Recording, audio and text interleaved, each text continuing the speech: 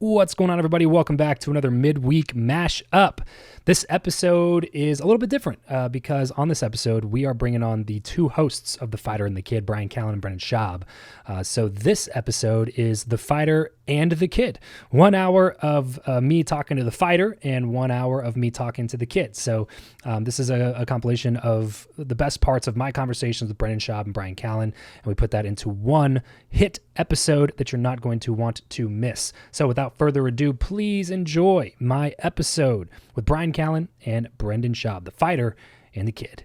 What's up, friend? Hey, thanks for joining me. We'll see if we're friends after this interview. It's really the true Travis tries to make friends and stay friends. That should be more what the show Yes. is called. It's kind of a mouthful, though. So. Yes, I could use some more friends, though, so let's do it. Well, there we go. Yeah, well, we're both here now. So let's go back in time, man. Everybody knows you for who you are today, and everybody that follows you basically watches all the stuff that you put out on several podcasts. Yes, too much.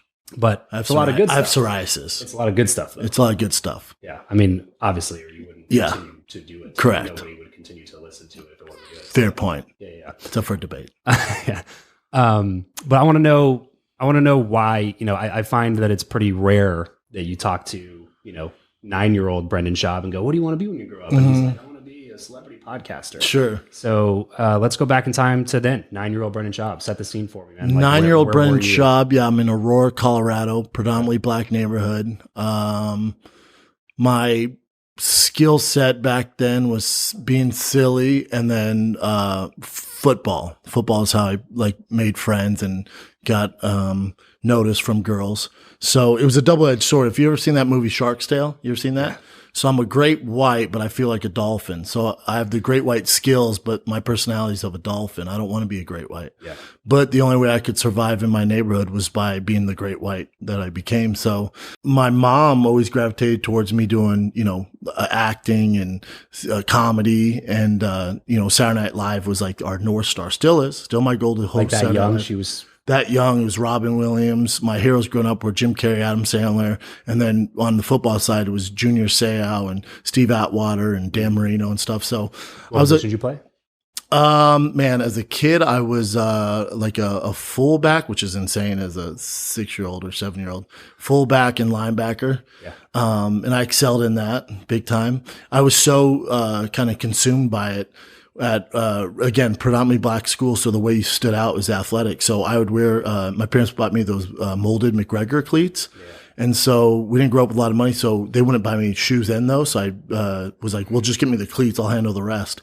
So I'd wear cleats to school. The kids would make fun of me because I'd clink on the things. I'd be like, wait till recess, bitch. Just wait till we get to recess. And then recess came and your boy showed out. And they're like, Jesus Christ, it's recess, but whatever it took. Yeah. So always a competitor. Always had a competitive spirit. But, football was the goal, and, always want to do stand up. And then I just kind of, the stars aligned eventually for me to get into that space. But the end goal for me was, I thought I was going to be Tony Gonzalez. I thought I was going to be a Travis Kelce, more updated tight end for you guys. So I thought I was going to be like a Travis Kelce. Had an opportunity, went to high school in Aurora, Colorado, Overland High School, and then went to University of Colorado for football. And then was like, I'm on my way to the NFL. Didn't get drafted, broke my heart. And then I was a free agent with the Buffalo Bills. I got there. They're like, we're all set on slow white guys. I was like, okay, that's cool. And then they sent me home, and I was selling supplements door to door. Yes. And like Pursuit of Happiness style, selling supplements door to door. And then I would do jiu-jitsu just to kill time, because I always liked jiu-jitsu, and I had this weird knack for it. And people were like, man, you're really good at this. You should do this. I'm like, I'm not doing this. And then I went to a gym. I was doing jiu-jitsu at the gym, but it was like a fight gym. This is before the UFC was really big. And it was Nate Marquardt's gym. And I was rolling. Nate goes, you don't have any big guys to roll with, so you're not going to get much better if you keep going with small guys. He goes, on Thursday, a guy named Shane Carwin's coming in, and you guys would be great, training partners. And I was like, okay. And Shane has a extensive wrestling background. I think he was a Division II national champ. So you didn't do any of that in high school? None of it. No, I played football, lacrosse. That was my thing. So Shane comes in that Thursday. I'm waiting. I'm like, oh, it'd be cool to have a bigger guy to roll with because not a lot of big guys. And Shane Carwin came in at the time. I think he had one professional MMA fight, and we just hit it off right away. And then went to dinner, and he's like, man, when are you gonna come back? I'm like, you tell me your schedule. And then me and him just kept training together. And he was getting ready for a fight. I went and cornered him in Jackson, Mississippi, for his second MMA fight.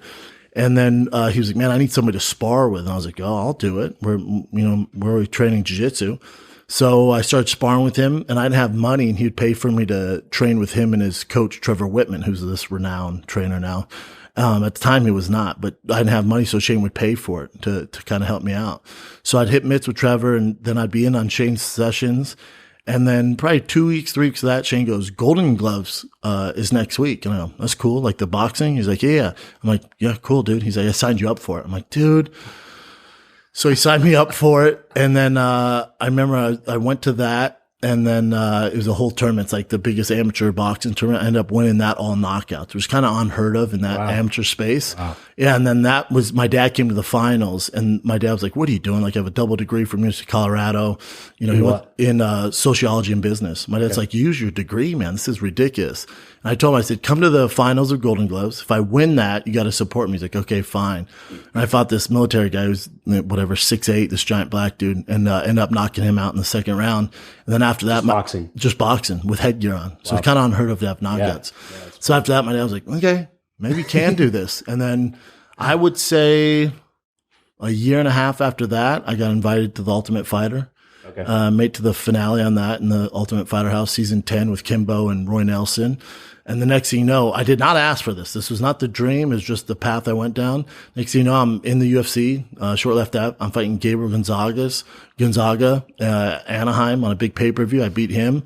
And then I fight Mirko Krokop, who was like one of my heroes when I was in the sport. Ended up knocking him out, and I'm ranked in the top 10. I just remember sitting back there like, what the fuck is happening right now? No shit. Like, I don't enjoy this. It's not what I want to do with my life. But I felt like I was like pigeonholed. Like, well, this is I'm what really good at this. Like, this way, but just because you're good at something doesn't mean you have to do it. And my dad always told me, like, you don't have to do it. Yeah. So I just remember just being like, man, this just isn't what I want to do with my life. But he gave me, I wouldn't change anything. It did give me a platform, and the lessons I learned through, and the friends I've made and the connections I've made. Like, I wouldn't change anything, Back when you're selling supplements door to door, how long did you do that?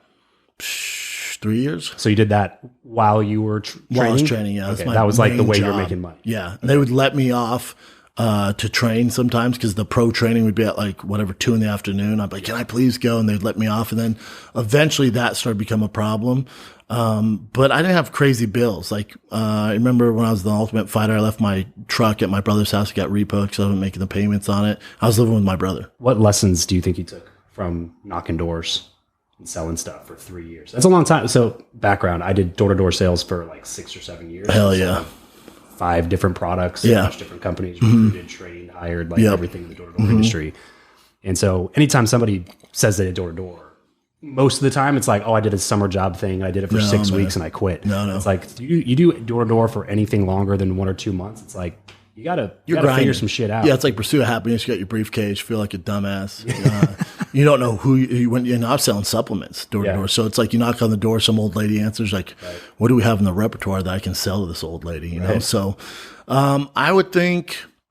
You pick up on social cues. You pick up on kind of getting somebody's guard down. No, I know, you're not expecting this. And it's like they're caught off by surprise. So you pick up good on verbal and social cues, can try and figure that out. And then you can capitalize on that in the conversation, try to get a sale. So that helped me out just dealing with people that don't want to talk to you or have no idea about what you're selling and trying to win them over. And all demographic types. Like you said, you knock on the door, it's a surprise who's going to open. I went everywhere. Yeah. All over Aurora, in the hood. I went to rich areas. Didn't matter, man. Didn't matter. And you have to learn the rich how to people talk are the ones to that every sucked. single person. Yeah, the rich people are the toughest ones by far. Yeah. There's a reason they have money. Yeah. We always said the best neighborhoods were the best, the worst quality neighborhoods that could still pass credit checks. Yes. That was where we were. Yes. That was where if you see a pawn shop and a check cash shop, you're like, ooh, this could get dicey around here. Yeah. Exactly. Might not have bunch of luck. Yeah, and I think you get confidence too, and also you get good at failure. You get good at taking L's because majority you're gonna take L's. That's the big deal. You're gonna take a lot of L's and just keep on keeping on. I think that's the big deal, dude. Because Guy Raz hosts a podcast called "How I Built This," like probably one of the biggest, if not the biggest, business podcasts out there. But he talks to all the Silicon Valley billionaire type people. And he wrote a book called "How I Built This." It's like a kind of memoir or I guess summary of the show. And when he did his book tour, I listened to a few of his interviews, and the question that everybody kept asking was like, what's the commonality? Like he talked to all these super insanely successful people. What's the commonality between all of them? And the one answer that he gave consistently every time was white. They learn. Well, besides that, They're all white, Brendan. Yeah. Just kidding. Was that they learn how to handle rejection. Yes, that's a big thing. The number one common denominator. And that helps in sports. I learned that young in football. Like, you're going to take some L's. Yeah. But then in fighting, like the valleys and peaks are so high and so low. It's got to be more. But then in stand-up, you're taking L's, man. You're trying new material and you're at the Improv or Laugh Factory or Ice House or Comedy Store. You take an L. It takes a special kind of person, especially early on in my career, when you take that L to not get, too down on yourself and get back on stage and keep going, keep pursuing. So you had this really unique situation that I think not a lot of people really gave you credit for, which was that you already had the platform before you switched, right? So like when a lot of people get into stand-up from whatever they were in before, it wasn't a big, like they're switching from being, an insurance salesman in Iowa to like being in stand-up. Or the other thing would be, which is the typical thing is like an NBA player retires, he's an analyst. A fighter retires, he's an analyst. Sure. Or he opens a gym. Like that's the traditional path. Right. That's like the pivot, the traditional. That pivot. Is not for me. But from like fighting professionally to going into stand up is a completely different pivot. Upsets a lot of people. Yeah, and you're starting, especially in that world, right? Because you have people that have been taking L's on stage for 18 fucking years, and then they see like a newbie coming up, and then you get platformed. It's like totally understand. Screw that guy. Totally understand it. Have no animosity towards those people. I get it. Yeah. So what was it like for you coming into the space and like because the big thing is you had to learn while people were watching you. Yes. You didn't get to learn while nobody was watching. Yeah, which to me, like the level of difficulty when you're doing that, the stakes are higher. Absolutely. So, do I wish I never did fighting and didn't have a fan base and started comedy? Fuck yeah, dude. You tell me I can go to open mic or I can show up at the Comedy Store and try and get a potluck or something like that. I'm not allowed to do that. Right. So, especially early on, I would go to places where, yeah, maybe somebody knows who I am, but they're not expecting me, or I'd go to these weird locations just because you don't want to get in front of people who know you from fighting, because that's not good. You don't know where the chips are gonna fall there. So for me, it was like this weird like path to comedy, trying to find places or follow monsters that I would always put myself in. That's where I think fighting and football came into play here, because in fighting,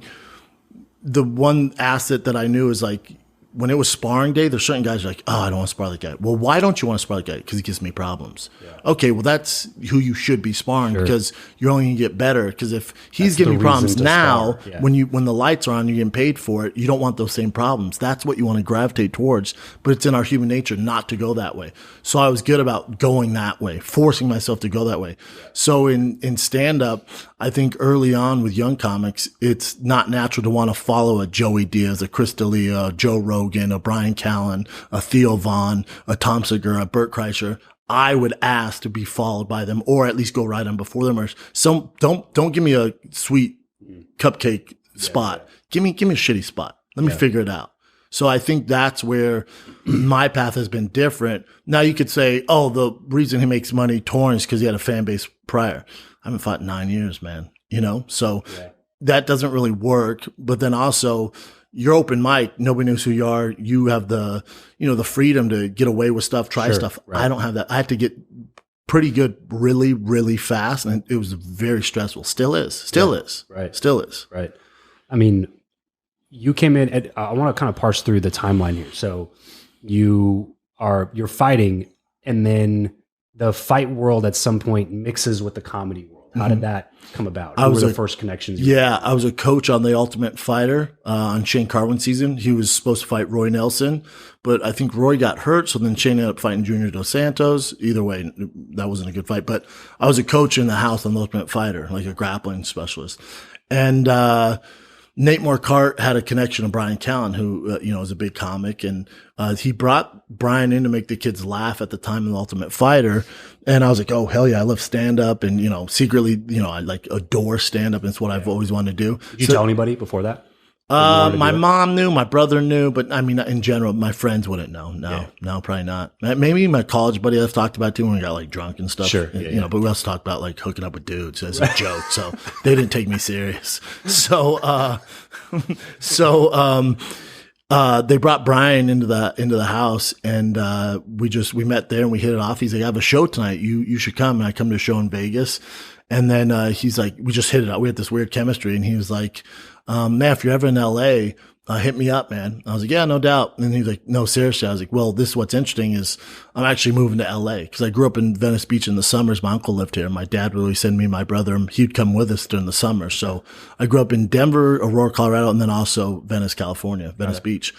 At my uncle's place. So I was planning to leave Denver. I was on a 2-fight losing skid. I needed to switch something up. So I was going to move to LA to find something new, start a new chapter. And so Bryan's like, hit me up when you come. I'm like, no doubt. So I remember packing up all my stuff in Denver, telling my family I'm going to leave. They're devastated. And the way I wanted to soften the blow, I was like, I'm coming back in a month. I'm only going there for a month and I'll come back. I'll switch back. And they're like, okay, thank God. But I knew in my mind I was never coming back.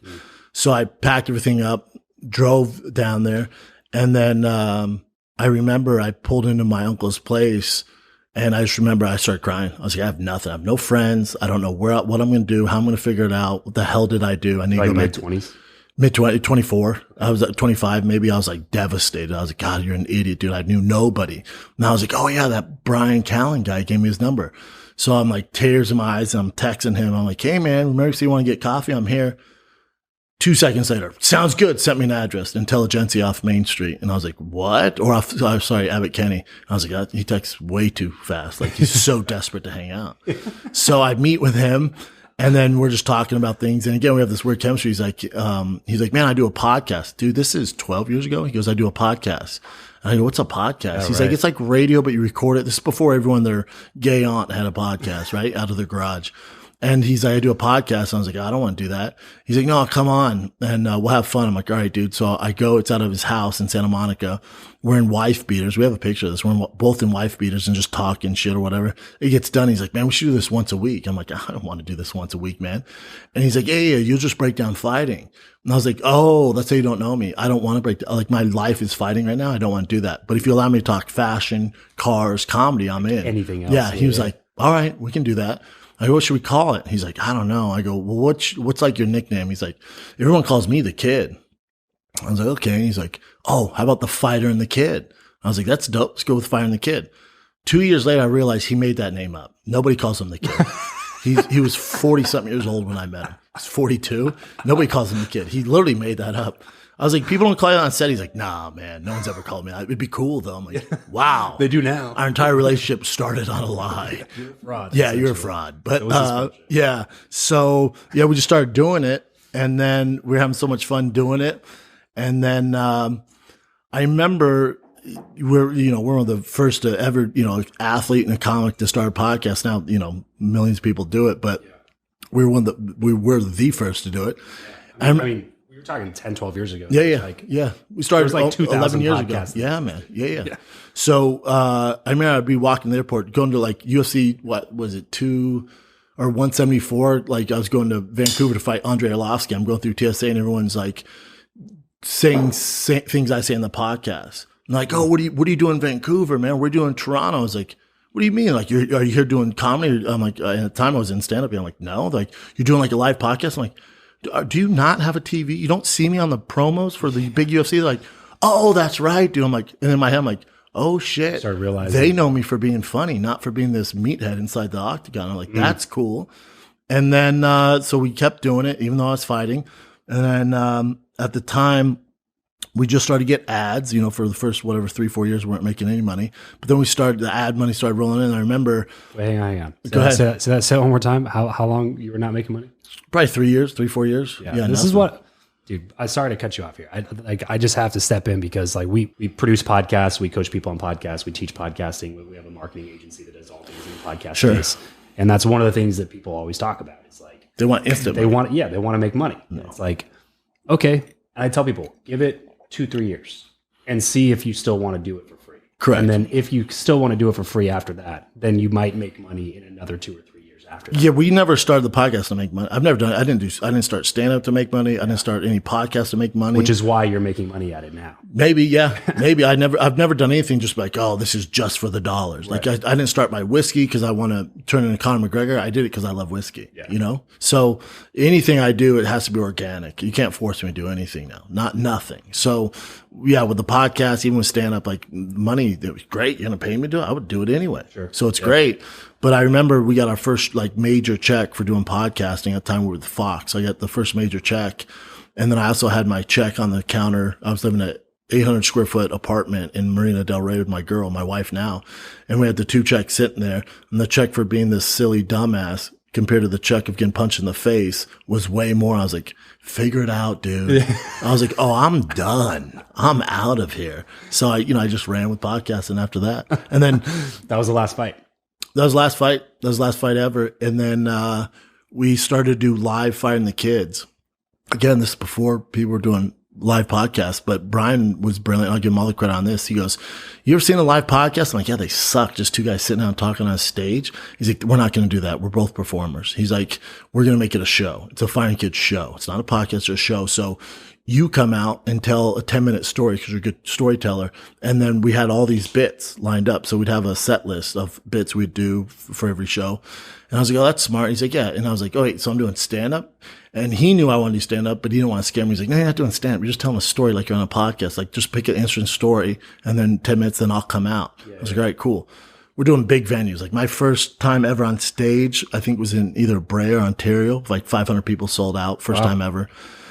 These are just fans of the show. Fans of the show because the show's big. Yeah. So we keep doing that. And then I remember we're at the Vic in Chicago, massive theater. I mean, seats 3,000.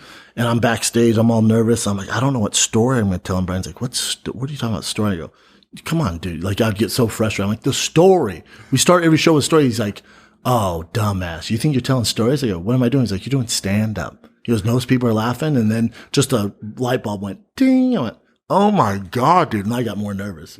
But he was like, yeah, you're doing stand up, dude. This is my way of pushing into stand up. Yeah. And then Rogan was like, you got to do stand up. You got to do stand up. Whitney Cummings was like, you can do stand up for the rest of your life. I'm like, you think? And she's been in it forever. So has Rogan. So I was like, all right, let's see what happens. Here we are.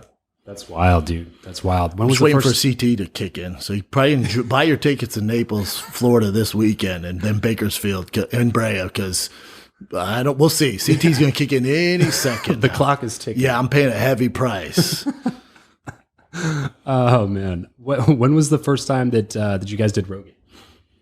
Well, I mean, Callen probably did it a bunch before that. Not really. No. Yeah, we did. Rogan moved to Denver when I was in Denver. And then when I moved to LA, we would always go to dinners. Like we do a ton of dinners. Me, Bryan, Rogan, Tate Fletcher, a bunch of different guys. And I'd tell them, they would always ask me these guys would tell me to tell them stories. Yeah. And then, Rogan's like, you're fucking funny, dude. I was like, thanks, man. He's like, I'm telling you, you got to get in stand up, and kept pushing me. And then, at the time, he probably lived, maybe his studio was like a mile from me. And then he was like, come on the podcast. Then me and Bryan went on there to promote Fighting the Kid. And then it just kept on keeping on. And now I think I've made the most appearances on JRE ever. Really? It's almost 90. Yeah, we were doing some research before this interview, and I was like, Jesus, how many times has this dude been on? Yeah, between just me and Rogan alone, me and Bryan, and then Fight Companion. Yeah, right. And I'll still go on Rogan by myself, especially like when I'm releasing a special or tour dates. But then we're starting to do more Fight Companions. Yeah, and we just did one last week. Along the way, though, like when you guys first got started, like Rogan was nowhere near the legend that it's become now. No. Right? No. I mean, like you watched it go from like, oh yeah, that's the guy from Fear Factor. Correct. Right? To like what's surprising, people are still that way kind of. Really? Like you do the show with the guy from Fear Factor. I'm like, Jesus Christ, dude. You living under a fucking rock?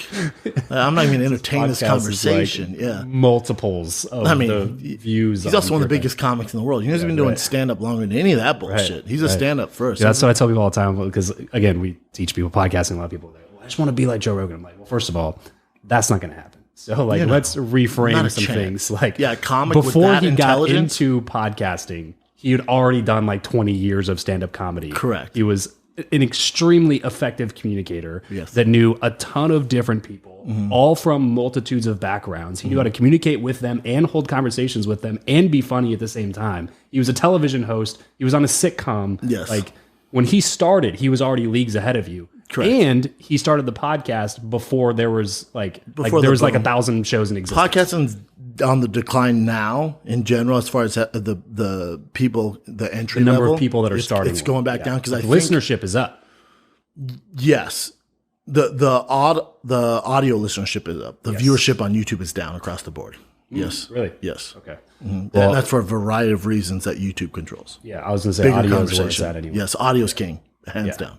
100%. All I care about is audio numbers. Do you guys find a lot of like reach on social media clips versus audio? Like, are you driving everything to audio? Like, listen to the podcast? No, I mean, I think because audio kind of take care of itself because people find it. We push everything towards YouTube, really. Okay. Like the visual clips, all that. Okay. Yeah, everything goes to YouTube. For the most part, and the podcast is kind of the catch-all. Yes. Like, if you listen, you're going to listen. Yeah.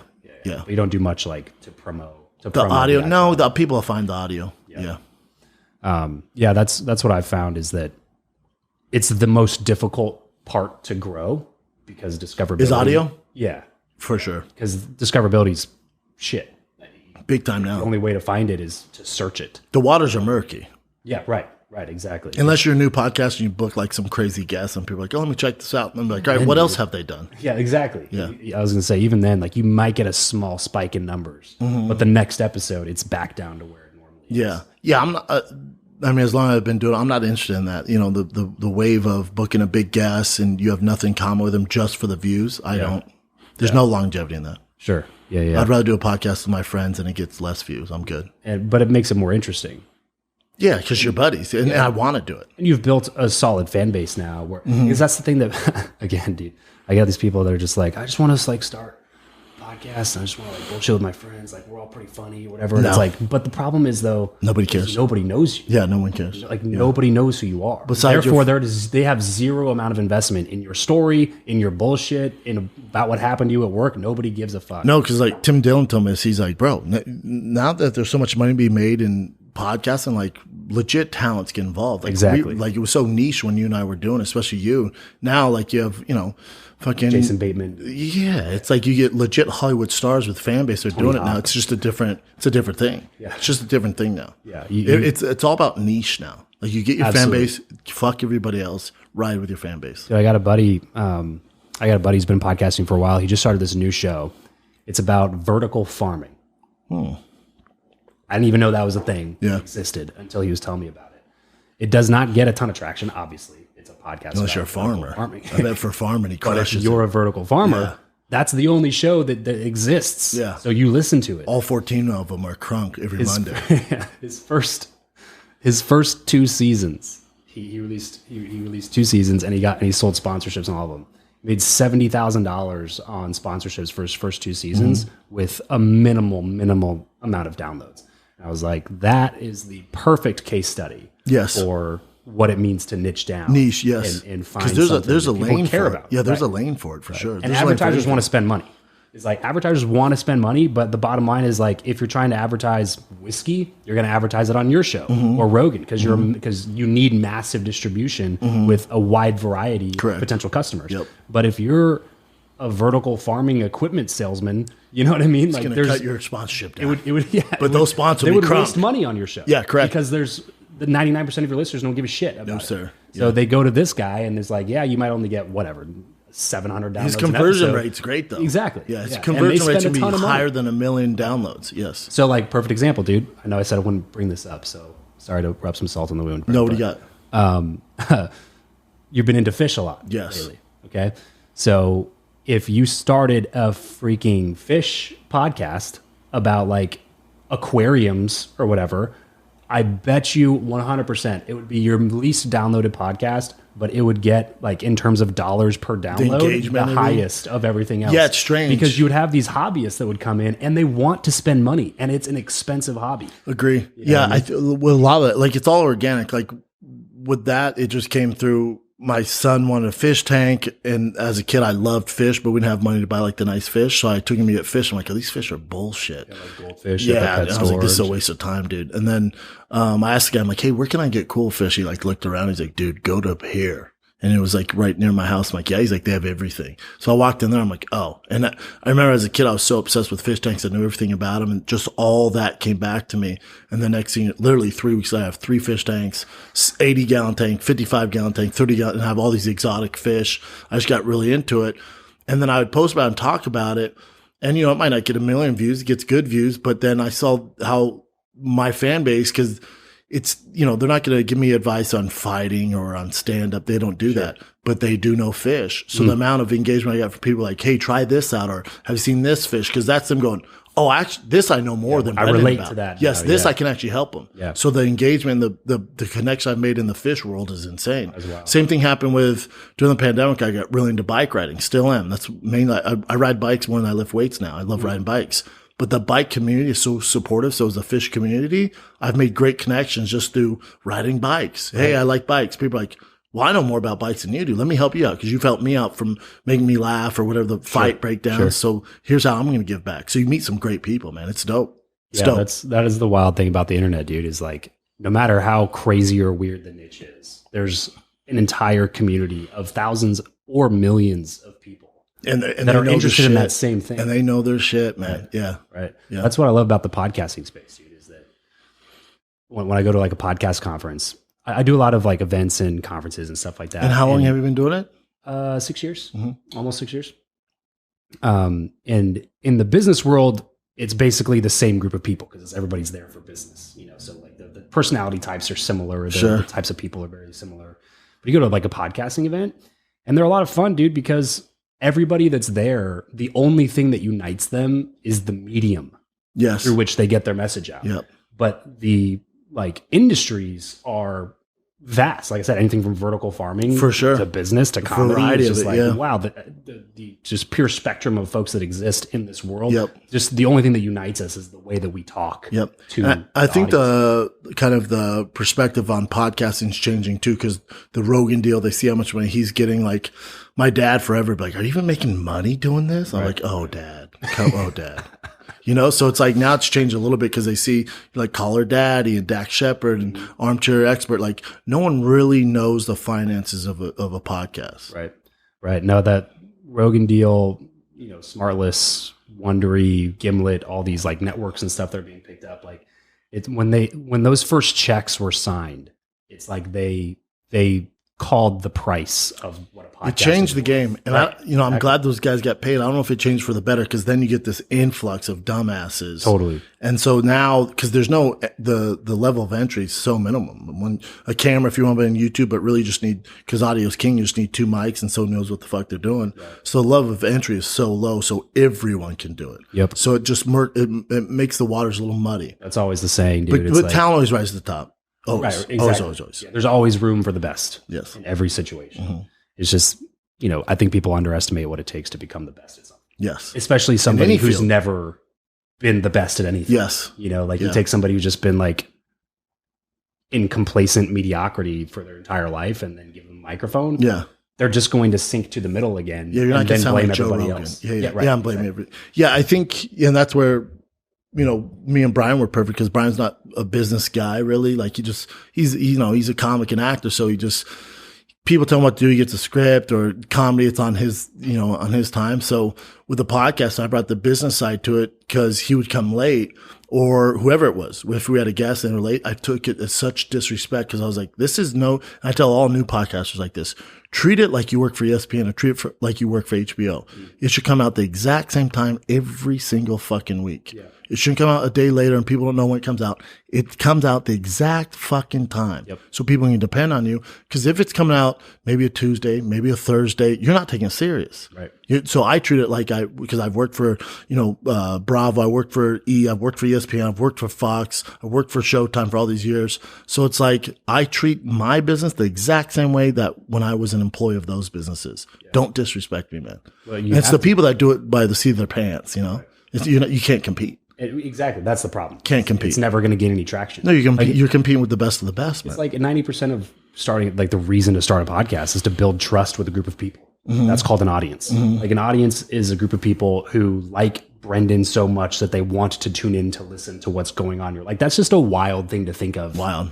In general. It's like, there's this number of people that care about what's going on in my life enough to tune in on a weekly basis. Every week, that's crazy. Just you bullshitting. I don't think there's a better medium because, like, acting like I don't know fuck all about Leonardo DiCaprio. Well, right, exactly. I know he says he's into. You think you know him. I know he says he's into, like global warming, but flies around in private jets. Yeah, like I know he's into chicks and making dope movies. I don't know that fucking guy. Right. The podcasters are dope because you know them. Right. Like, how long I've been doing it, they've been through, my downfalls, right. My losses, the wins, the big moments. Cause I say everything when I've had children, how I've changed from when I first started with no kids to when I have kids now. And they've been through it all. So when, I'm on tour and I do the meet and greets, people are like, this must be weird for me. Like, it's not because you guys know. Right. So this isn't weird. I feel like I know, me. This is all good. It's never awkward. It's never awkward. Those meet and greets, it's so dope. It's the only medium that you can't fake. Yes. It's like my team writes 95, and when I say my team, I mean that guy behind the camera right there, writes like 95% of the shit that I say on social media. Yeah. Most of it comes from my marketing team. Yeah. But I can't fake this conversation right now. No. If you listen to me for 7 hours on a podcast, you are going to get a really get idea of who the fuck I am. You'd be the best actor of all time. Yeah, right. If you can do that for so years, there's no way you'll get found out eventually. It'd be so exhausting. Yeah, I mean, there's people that do that. Yeah, I won't mention names. And they're exhausted. I won't mention names. Oh yeah, it's that's why I love the media, man. It's like such an intimate, just like that's why the show's called Travis Makes Friends. Yeah, because it legitimately allows me to go make friends with people, but I also legitimately feel like the members of my audience can listen to this conversation and be like, it makes them feel like they're sitting on that chair right there. Yeah, it's weird because podcast is such a niche thing, like this underground thing. You had your fans, and then I was at Showtime for almost 6 years when I had all my shows with there. And they offered me another 6-year deal, and I was like, I feel like I can do it myself. And then you go from being the talent and just showing up and doing your thing to running a business. And don't get me wrong, I'm still having fun, but when it's so business, it takes the fun away. And I remember my dad was like, be careful, man. Like you're going to different territory now. Cause now before you just be this silly guy and could do everything. And now you got to worry about the overhead, the employees. Now you're a boss. He's like, so you're adding that to your plate. I'm like, I can handle it. Pan, literally, we've been going. I left Showtime a year ago. It would be January 8th is when I left Showtime and started Thick Boy Network. Now I have psoriasis and shit. It's just a lot of stress, dude. A lot of stress. Different animal. But it'll be worth it down the road. Yeah, no, I hear that. How's that been going with like running the businesses, doing the podcast, being the content? You're like the talent and you're the CEO, and then you're also a dad. Yes. Or husband. Yep. How do you reconcile all of that stuff? I mean, I feel like I'm doing a decent job. I'm a great dad. I know that. Good dad. Sometimes tough when you go on the road. You miss certain things that eats me up. But the boss. Family travel with you ever? No. They're too young right now. 6 and 3. It's tough. As far as being a boss, it's just different because I come from a sports background. So it's like one thing you got to learn is, these guys, whether it's your producers or editors, like they didn't come up playing sports. So, I'm very black and white. You're only going to hear from me when you fuck up. And that's not really a way to run business, so you have to be more open to people's feelings and stuff like that. And so I'm learning, I'm learning. Yeah. It's a lot of different personalities. And like, to me, it's like, I don't read motivational books. I don't find people motivational, like from speeches and TED Talks. I'm the last guy that needs that. So I assume everyone's like that. Like I lead by doing, so, but everyone doesn't work that way. Right. Sometimes you need to go, hey, great job on that clip, or great job on that food truck diary, or hey, Ching, great job on today's Finding Kid. Like people need that reassurance, and I got to get better at that. I have to. Sure. Yeah. That is definitely something. Like if you're going to be successful in any leadership role, it's basically just the managing of people. Correct. And personalities. And I remember I called my dad. I was like, we started with like 7 people. I'm like, I got the perfect team. He's like, you don't. You think you do. Yeah. He's like, you'd be the first CEO in the history to start with the same 7 people and end with the same 7. He's like, maybe they're great at certain aspects of the job, but when it comes to the team and gelling, there's no way you have the perfect team. Like, you're out of your mind. And boy, was he right. My God, was Papa right. I was going to say, it sounds like Dad's a good sounding board for you. Yeah. My dad, came from nothing, self-made and hustles. He's where I get my work ethic from. What does he do? He was a computer programmer, still is, but he's the first to come up with like high level, government encrypted emails for the government and like banks. Oh, wow. He sold that software when I was like, I don't know, 11 or 12. Wow. I think, yeah. Good for him. Yeah. Completely self-made. Completely self-made. Yes. Wow. And my brother's a computer, programmer too. And then also my tour manager. Any other, siblings? Nope, just me and my older brother. But my brother's my tour manager, so I see him on every road date. He's with me, selling merch, selling whiskey. Did he do a bunch of sports or athletics as well? Not really. He'd play basketball somewhat. I remember he used to cry at night because he wasn't black. Yeah, which is weird. And then not really. He playing basketball. Yeah, he had a troubled childhood. He had a lot of anger issues and was like, got really bad grades and somehow got into Colorado State and then flourished there, finished with, A's and B's and went on to work for Microsoft Computer. Smart guy. I'm the dumbest one in the family by far. Not even close. And that's why you went into boxing. Correct. Even then my dad's like, what are you doing? Like, this is not for you. I was like, we'll see. What about your kids? Do you have any thought about what they're going to do? Like, do you feel like you're going to push them into sports or athletics? Sports is good. Or anything? Comedy, they'll have to find that on their own. I mean, obviously I can help them out with certain things, but when it comes to sports, I do want to play sports. The chance of making it to the NFL or NBA are not good, and the chance of making the UFC, I don't want them to fight. I have no control. When they get older, you have no control. Sure. They gravitate towards it because I watch everything. So, so they'll watch it. So they love to wrestle and stuff like that. I take my son to jiu-jitsu after this. He excels in jiu-jitsu. I'm like, oh, fuck. But, there's not much you can do. Like if they have the knack for it, they're going to do it, so I can definitely give them some tips to here and there, but I just want them to get involved in sports at a young age because it's black and white. There's no politics involved with football or jiu-jitsu or wrestling. It's very black and white. It doesn't matter how much money your dad has or how much money his dad has. The best play. Right. So I want them to learn that and discipline and hard work. And they're going to take some L's along the way, but I think it's a great lesson in life. Absolutely, dude. Yeah. It's so almost... I'm not like, this dictator dad, like you got to play sports. If they want to be painters, great. As long as they have a passion, because when a young man or woman doesn't have passion, that's when they get in trouble. Sure. So as whatever they're into, I'm going to ride with it. I don't care what it is. That's kind of what, what Callen and I were talking about. He was just like, my best advice to young people is like, learn a skill, whatever skill it is. I wouldn't say skill, just find something you're interested in and run with it. Yeah, but take it as far as try to get good at something. Sure. Is the point. It's like, have something to strive for. Have something that makes you want to get up and work hard at something. Just find your passion and run with it. Yeah. As long as you can. Yeah. And see where it takes you. And you'll find something else out off of it.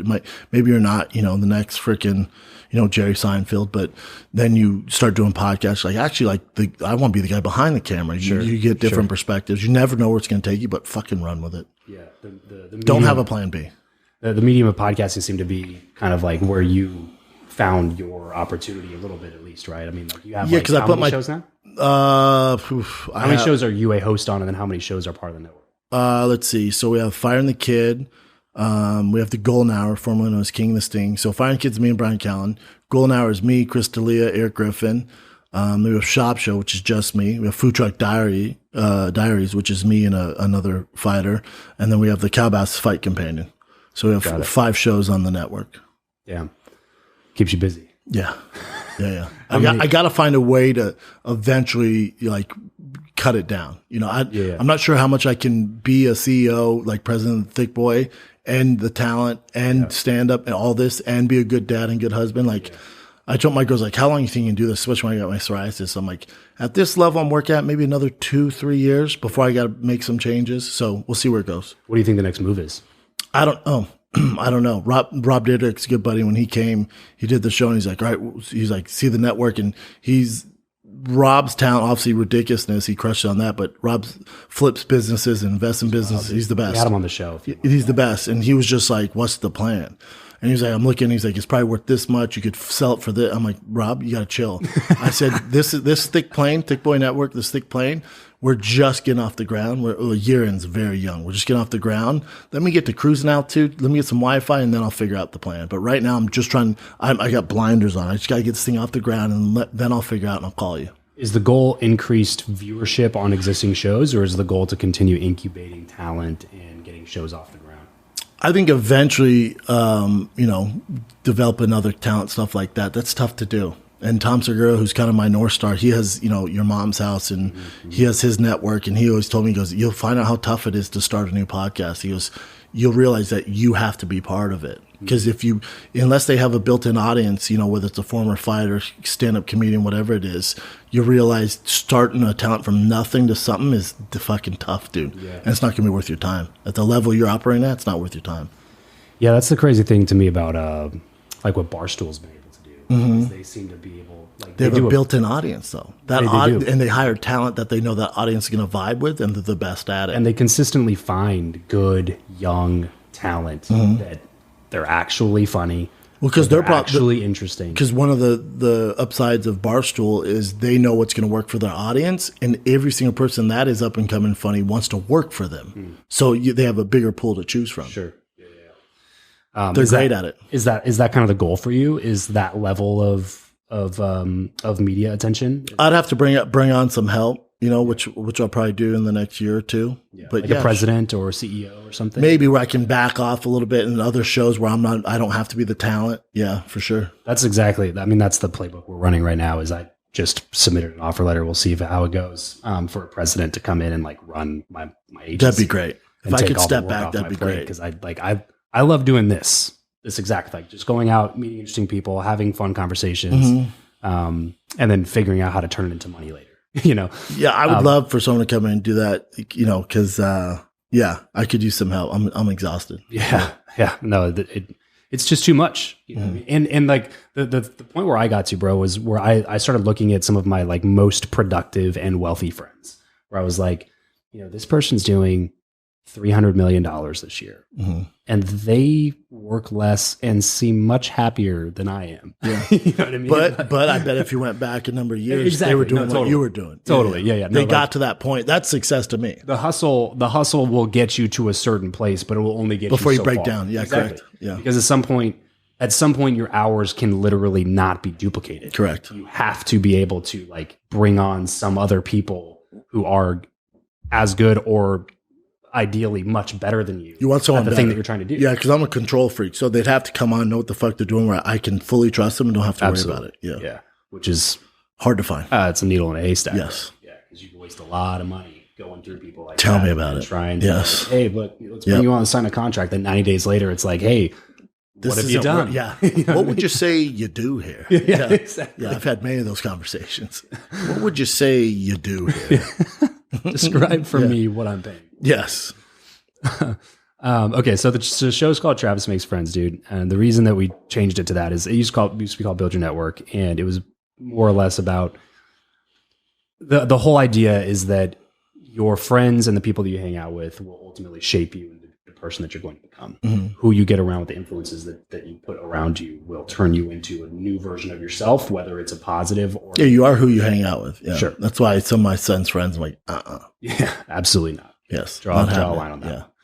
Yeah. So we rebranded the show called Travis Makes Friends because I've found the older I get, the more difficult it is to make like genuine friendship. When you're a kid, it's just damn so near easy impossible. To make when you're a kid, you're both into Legos. Yeah, right. Like that's your common let's be denominator. best friends. Yes. Yeah, right. We hang out same school. Your friend, our parents are friends. That's easy. We play football. As grown men after 35, good luck, man. Yeah, and trusting people too.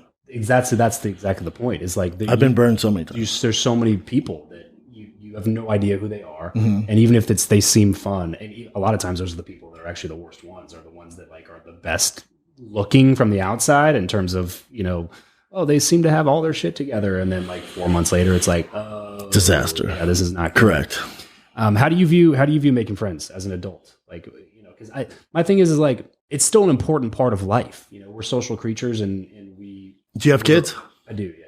How many? I got 2. What The ages? son is 3. 3.5. My daughter is 2. Nice. It's tough when you're a parent because you'll hang out with other parents. I'm a homebody. I'm in the mindset right now, hashtag no new friends. It's kind of like, I mean, we'll be friends, but other than that, it's tough, man. It's tough. I don't go to dinners. I'm not going to go to your house, watch the ball game or fights. I don't do any of that. I like to be home with my kids, man. So it's like, It's very fair. I have a good group of friends now. It's not a ton of them, smaller circle. Yeah. I have some, people that I talk to were friends, but they're also busy too, so they get it. Right. So if you're that friend that needs a text every morning, or if you call me, I don't call back, and you get butt hurt, probably don't need you in my life, man. Yeah. So it's tough. Yeah. It's really tough to make friends. For sure when you have kids, dude, because it's like you said, it's different. It's a different ballgame. Like I had somebody, a good friend of mine, invited me over to their house for the Super Bowl yesterday. I just found myself staying at home with my kids. I have no desire. Yeah, because it was like this is like the first year of my son. I feel like my son actually kind of Understands knew a what little was bit. happening a little bit. But also, most of my friends know, and we're all the same. Most of my friends the same way. Like most of my friends now, we all work together. Like me and Brian, I can't remember last time we hung out outside the podcast studio. I mean, we're just in Austin together and spent the entire day like two freaking partners just strolling the streets of Austin chatting. He's one of my best friends. Dalia's a good friend. Theo's a good friend. Rogan's a good friend. But usually outside work, like all of us are so busy unless it's work related. But that's also our social time. Like work is our social time. So, excuse me, I check the box at work. I get all of it out. So when I get home, it's all good. We don't need to go to dinner. Like you're not we just did clocking it. in at the No, we just did sawmill. it. We just did a podcast. Yeah. Like Right. me and Rogan did a podcast for 4 hours. We're good. Right. We're good. Talked an hour after, had drinks, did our thing. We're good. Went to dinner. We're good. Yeah. Right. Everyone's busy, man. Everyone has kids. Right. No, I think you said it right there kind of accidentally too, that's the reason I tell a bunch of people to start a podcast. I tell a lot of like grown ass adults just like, you should start a podcast, even if it gets 0 listeners. Yeah. Just because it gives you an excuse to go out and connect with interesting people. For sure, that you would normally never would. Yeah. And you're building rapport around typically like a common area of interest. Yes. Because your show is going to be about Like we just had Andy Stump on, whiskey. and he's talking about gun control. I don't know fuck all about guns. I was into it though, I was like, hell yeah, dude. I don't know. Whatever you say. Yeah, bro. hell yeah, man. Let's storm the Capitol. I don't know. Yeah, dude. So that's what I would tell people is like start a podcast, go to events, find people that are interested in the same stuff that you're interested in. Yeah, it's because I haven't done a lot of other people's podcasts. I just recently started doing other podcasts, but like gets me out of my comfort zone. Like I usually have a really strict schedule. I do my 2 shows on Monday, pick my kids up from school, but it's good every now and then get out of my comfort zone. Like I met you, you're a good dude. We have similar interests. We're going to get a timeshare together. Might hook up. I don't know. We'll see. But it's like, it's good to also get out of your comfort zone too. So don't get me wrong. Like I'm a homebody, wife and kids. If I'm not working outside, that's tough to get me out of the house, but it's also good to do stuff like this. I got to get better at getting out of my comfort zone. How long you and the wife been together? Shit, man. Oh, over 10 years. Wow. I mean, we were dating them, married, but dating around, right 10 years now, I think. How's this whole thing been for her? Like the transition? I mean, because obviously she's been with you since before any of this. Yeah, she was in and that 800 square foot apartment I was leasing when I was fighting the UFC with no money, sleeping on the ground, and watching the only thing I had was an iPad. I was like, you want to watch a movie? She's like, you don't have a TV. I'm like, I have an iPad. You have an iPad holder. Yeah. It's like, No, it was me the whole time. Like there, and I put a pillow and propped it up. She's like, this is so ghetto. I'm like, shut up. enjoying McDonald's. Yeah, but she's been with me since that to where we're at now. So, she's a loyal woman. She's great. I think it's a lot for her because she didn't sign up for this. Sure. Exactly. I don't think she thought it was going to become what it has, and being on the road and stuff like that, especially with 2 kids. So it's a lot. Credit to her. I'm difficult to deal with, man. 100%. Yeah. 100%. You got to be a little bit crazy to pull all this shit off. So she has her hands full. You got any? God bless her. You got any relationship advice for people?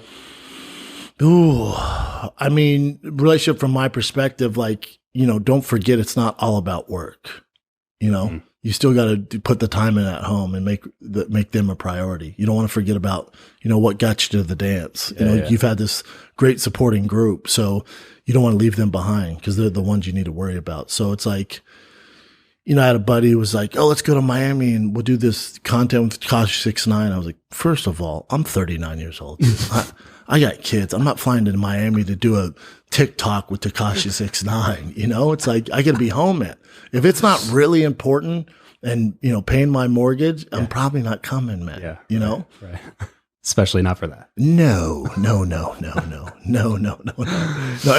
the good thing is, like, all my close friends, they're the same as me. Yeah. We're still really close. And when we work together, that's our social hour. But it's like, it's rare, they'll be like, hey, you want to come over tonight for some beers? I don't think I've ever had a friend. I've never asked a friend, what? Excuse me, sir? Excuse me? For what? Yeah, what's your door? Are there podcast reads? Yeah. Is it sponsored by Blue Apron? Is BetterHealth.com sponsoring this hangout? No, then I'm not coming over. Yeah. But it's tough. You got to find that balance. It can't be all business, Right. Exactly. It's tough to do that, brother. It is tough. Yeah. You got to, at the end of the day, I feel like your happiness and meaning is all tied to the quality of the relationships that you have, whether it's family, your wife, your kids, or friends. 100%. And especially as a dude, I think you need that. You need to bro out every once in a while. And I get that with stand up. Like, now, it's since the pandemic, and like Rogan and Tom, like, everyone went their separate ways. And even if they're still in LA, it's just the scene's a little different. But man, that was the golden ages. I think the thing I learned now, especially since the pandemic, it's like nothing lasts forever. Nothing, man. Mm. And I was just naive. I was like, oh, well, we're going to be doing this, hanging out, like all Rogan, Joey Diaz, D'Elia, Brian, Theo. Like, this is what we're going to do for the rest of our life. This is the best life ever. And that's like, no, man, there's curveballs life throws at you. Like, and that's all good. Yeah. Like with King of the Sting, like Theo moved to Nashville, and we both thought we could pull it off. He's like, I'll just zoom in and I'll fly back every other week. But eventually it's like, fuck, it's like, this is a lot, man. And he was like, and I'll never forget this. Theo gave me great advice. He's like, it's okay, man. We had such a good time. We built something so special. You're my best friends. It's all good, dude. It's ran its course. I was like, yeah, you're right, dude. He's like, go run it with D'Elia and Eric Griffin. It's all good, dude. Yeah. I was like, you're right. It is all good. Like, how long are we going to do this? Right. He's like, how long do you want to do this, man? Yeah. Like, you're right, brother. I'm curious, dude. I know we're coming close to time, so I don't want to be disrespectful here. So I want to kind of wind it down with a couple quick questions for you. 8 inches. Wait, that's big or small? I don't know. Okay. I'm just saying. All right. Okay. You have stepped into the cage and you have stepped onto the stand-up stage. Which of those two is scarier? I've got, when I was coming up, I get this question so many times when I do press, like at radio, but at least it's coming from you. Like, cause they'd be like, "Are you okay, Brendan? What's tougher? Fight inside that octagon or stand up? Go." Like I'd be like, "Oh my God," but I don't mind it now. They're so completely different. Like, step inside that octagon is so terrifying. Like, the most terrifying. It's a great rush if you win. If you lose, it's the worst thing in your life. It's just so scary. So stand up, I can do a set tonight at the Laugh Factory, eat shit, and run over to the Improv and redeem myself and use bits I know are going to work. It's just so different, but there's nothing scarier, or there's no worse gig in the world than getting punched in the face in your underwear on, national TV, especially when you lose.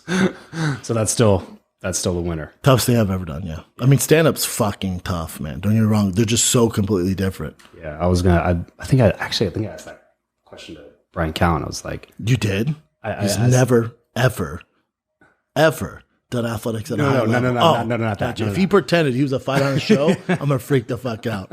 Or if he pretended he was like in the special ops or some shit, which he's so into, I'll kill him.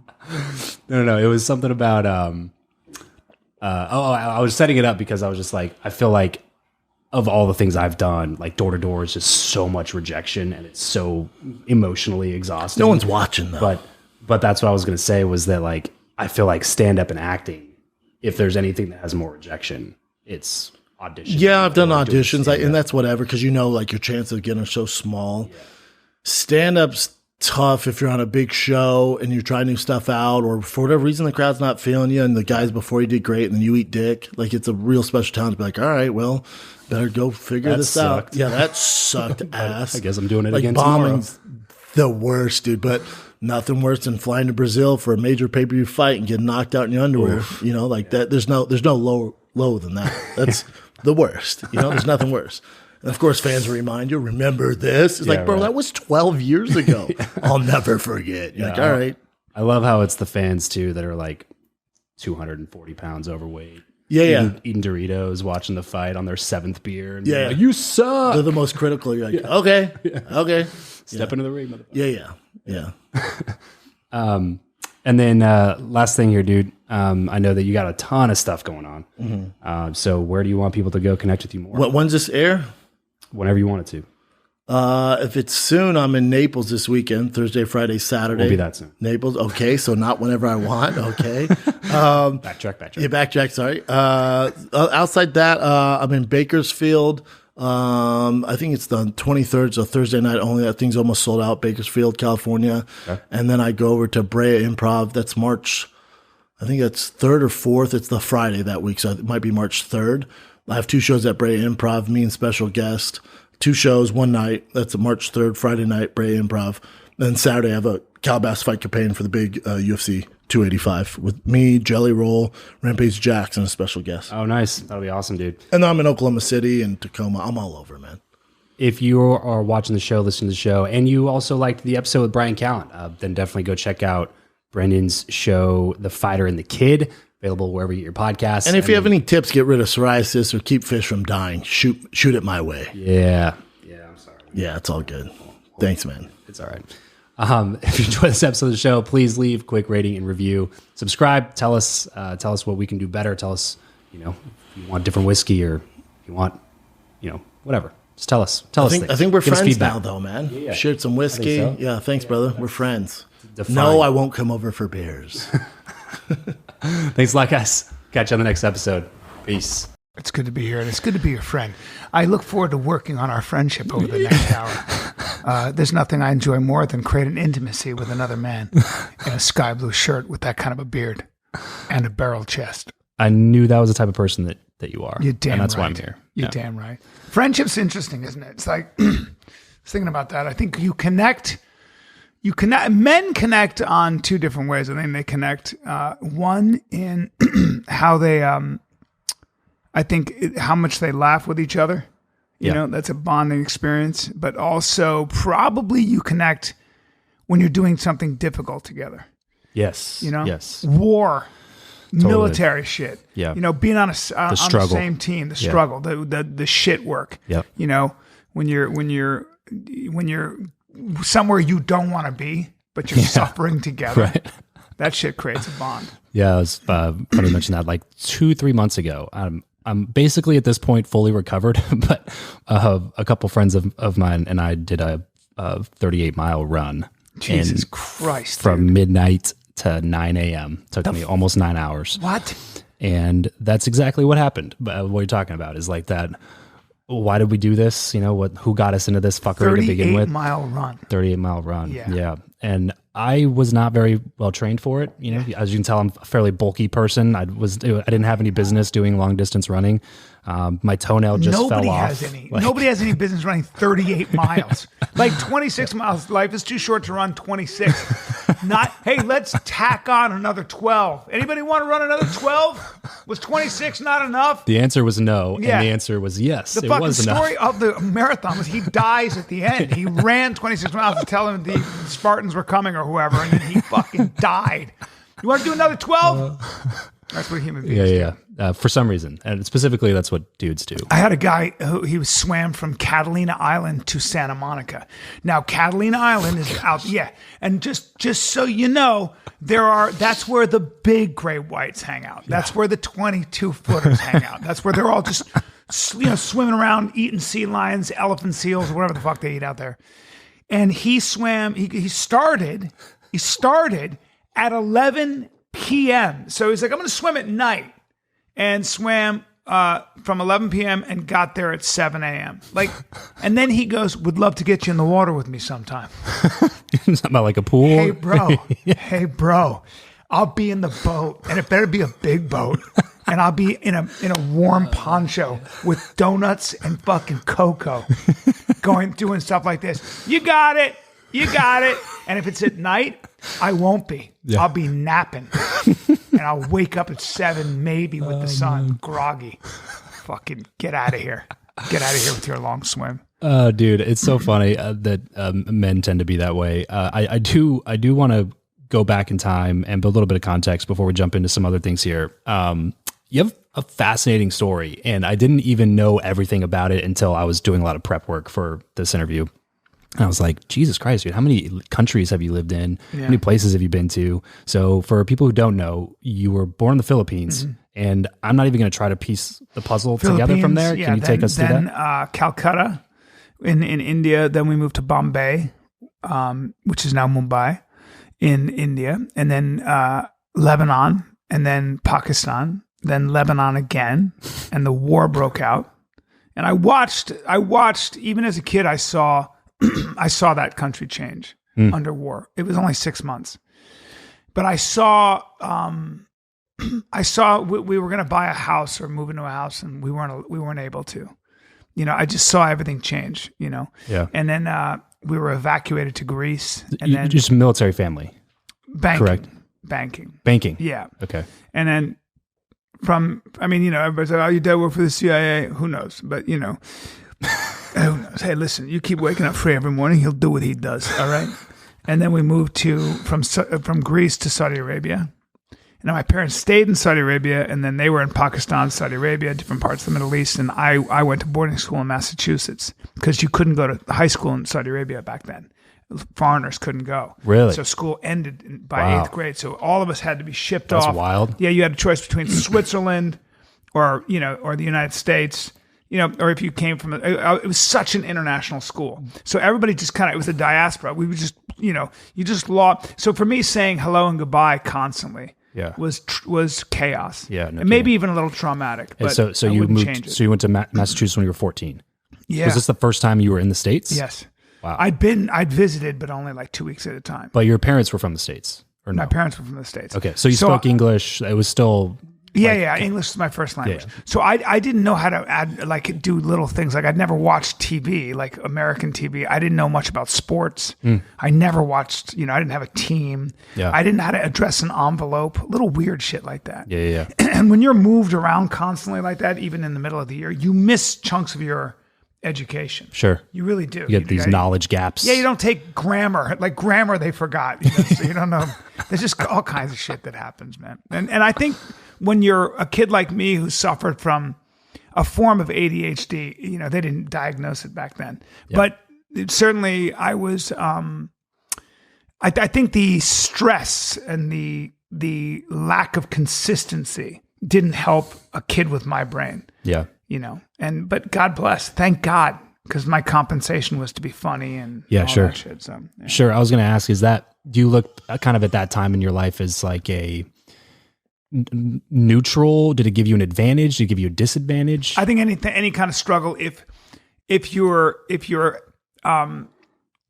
are taught how to navigate it, if you have support from an adult, you can't just throw a child into chaos without real love and support. Yeah, parents, can't toss them in the pool. Fathers and mothers, figures it out. Yeah, disaster.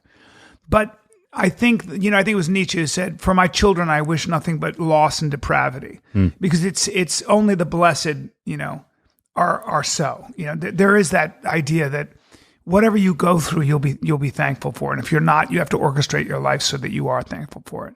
But I certainly would never change it. The opposite of victimhood. Yeah, but my sister was not that way. My sister lived that way, but it didn't affect her the same way it did me. I don't know why. In what way? Who knows? My sister is very stable, very kind of like feet on the ground. And I was born with an imagination. Yeah. And so who knows what I would have been.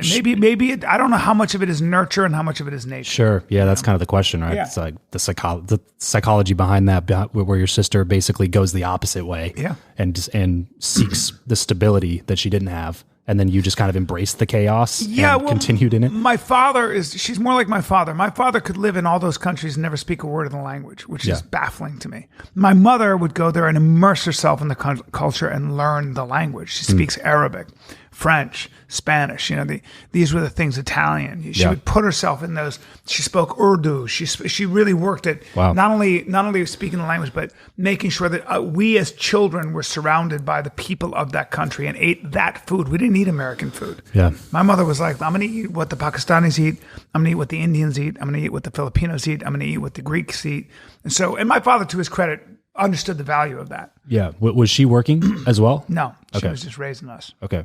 but dad was just kind of this elusive job career. Always gone. Yeah.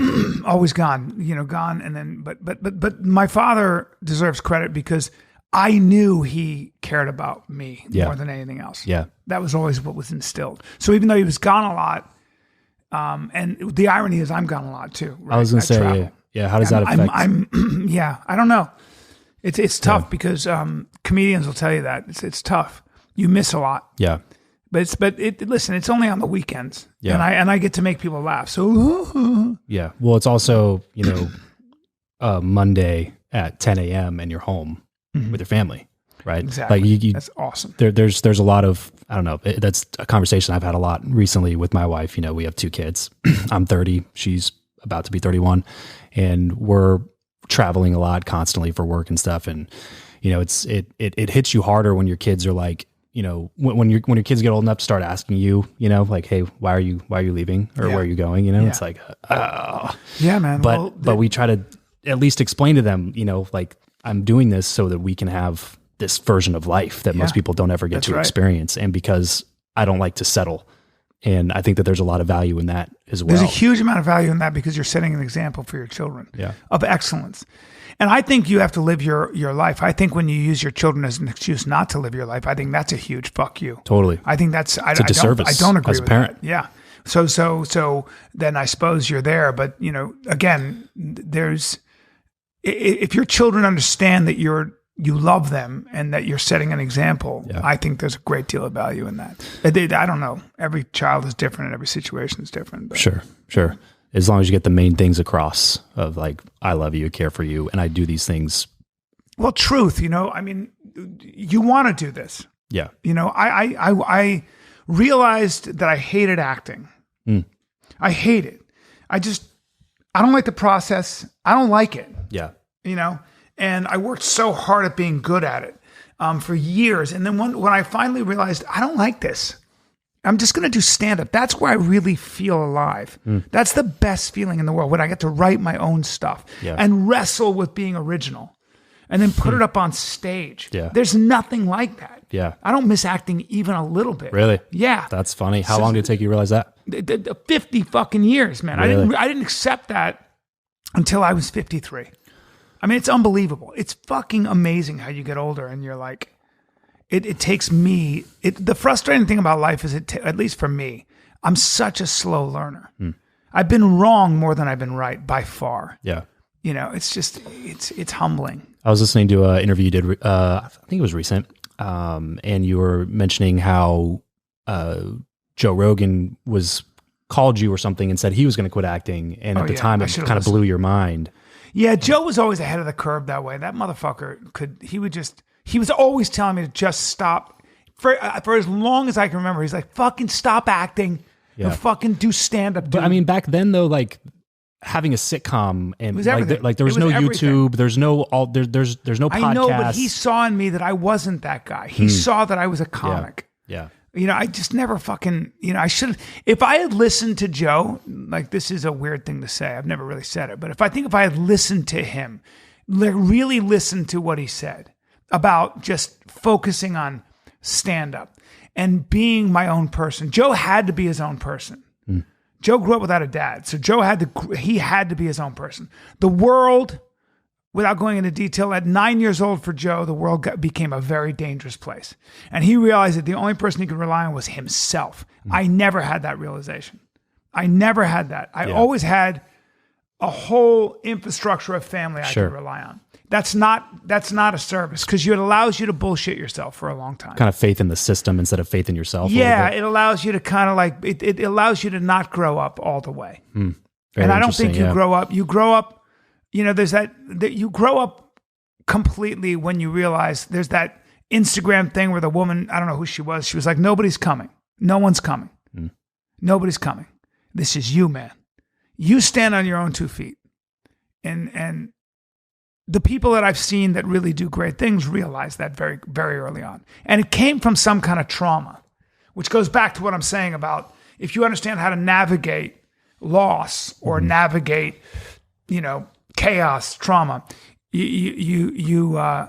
that way lies the gold. Sure. I don't think comfort necessarily makes for a dynamic human being. Yeah, or strong people with real values. Yeah, this is nothing new that we're saying, but you know, but I understand it deeply. How do you think of that when it comes to parenting?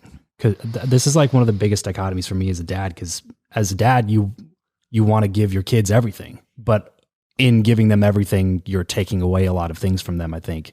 How do you? You know, life is a kick in the nuts. Like, it's not a good thing to be a shitty dad so that they have trauma to work through that makes them stronger, right? I mean, but you know, Newt Gingrich was on Jordan Peterson's podcast and he said something to the effect of, I come from a generation, the last two generations are of parents who believe that their kids have to like them. My mother did not raise us that way. And he used a couple examples of people.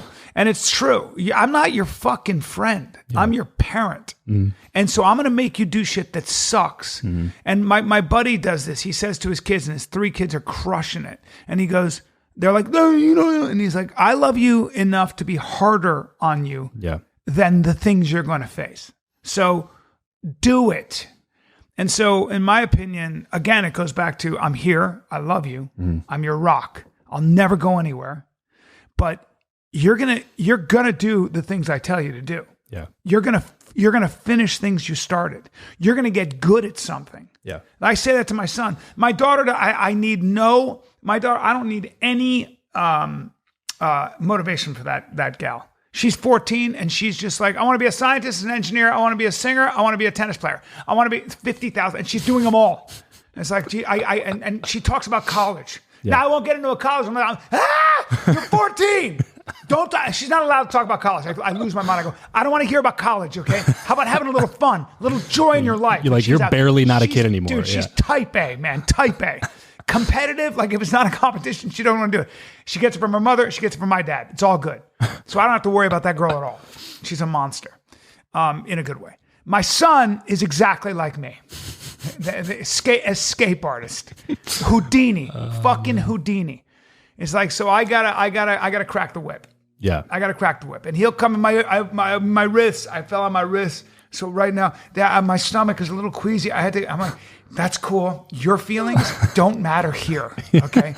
This is not a democracy. This is a monarchy. Yeah. I'm the king, and you're giving me my fucking half hour of boxing or working out, whatever we're going to do. But you're going to get good at something. Yeah. Because I can see that you have the same brain that I do, which is you want to take path of least resistance. That's my problem. Yeah. And the only reason I'm somewhat successful is because of my ego.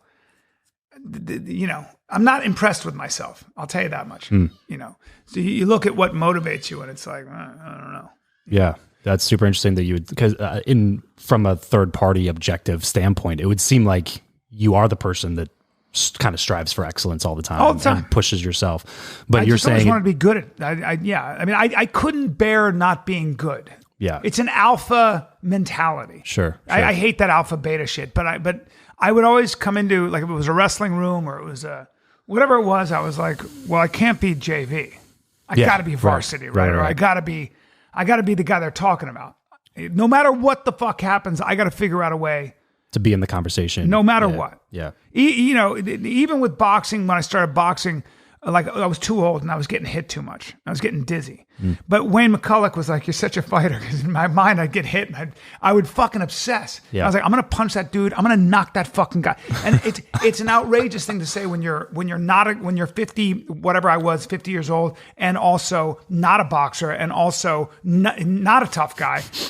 But I know that if I had started when I was really young, I would have CTE now, because totally, yeah. Anything you do, you know, I would have had to figure out my way, and I wouldn't have been as fast or strong. So I would have had to, I don't know, who knows, and I probably would have failed. Yeah. But I think that's a personality trait. Did you play sports growing up? Yeah. Okay. Yeah. Which ones? I was mostly a wrestler. Okay, gotcha. Yeah. Which is a nightmare. Didn't pursue it much. No, I went to a D1 school to wrestle. I went to American University. And then I think I went to Dan Gable's wrestling camp in Iowa. And if anybody knows about that, it's a nightmare. It's a fucking nightmare. They train you quote unquote like a champion. And I remember I went to college and I saw one of the kids walking, and he he was like 100 and he's probably 100 in the 162 pound, whatever, but just thick as shit. Probably walked around at 190. Yeah. And I could see his ears, and he was like a senior, and he was walking like this. His body looked like and I was just like, and I thought to myself, I could see the suffering on his body. Yeah. And I knew what D1 at wrestling, age 20. I knew what the fuck it was going to be. I knew I was going to be waking up at 5:30 in the morning, running sprints for an hour. Right. I knew I'd be wrestling twice a day, and I knew I'd be sucking weight.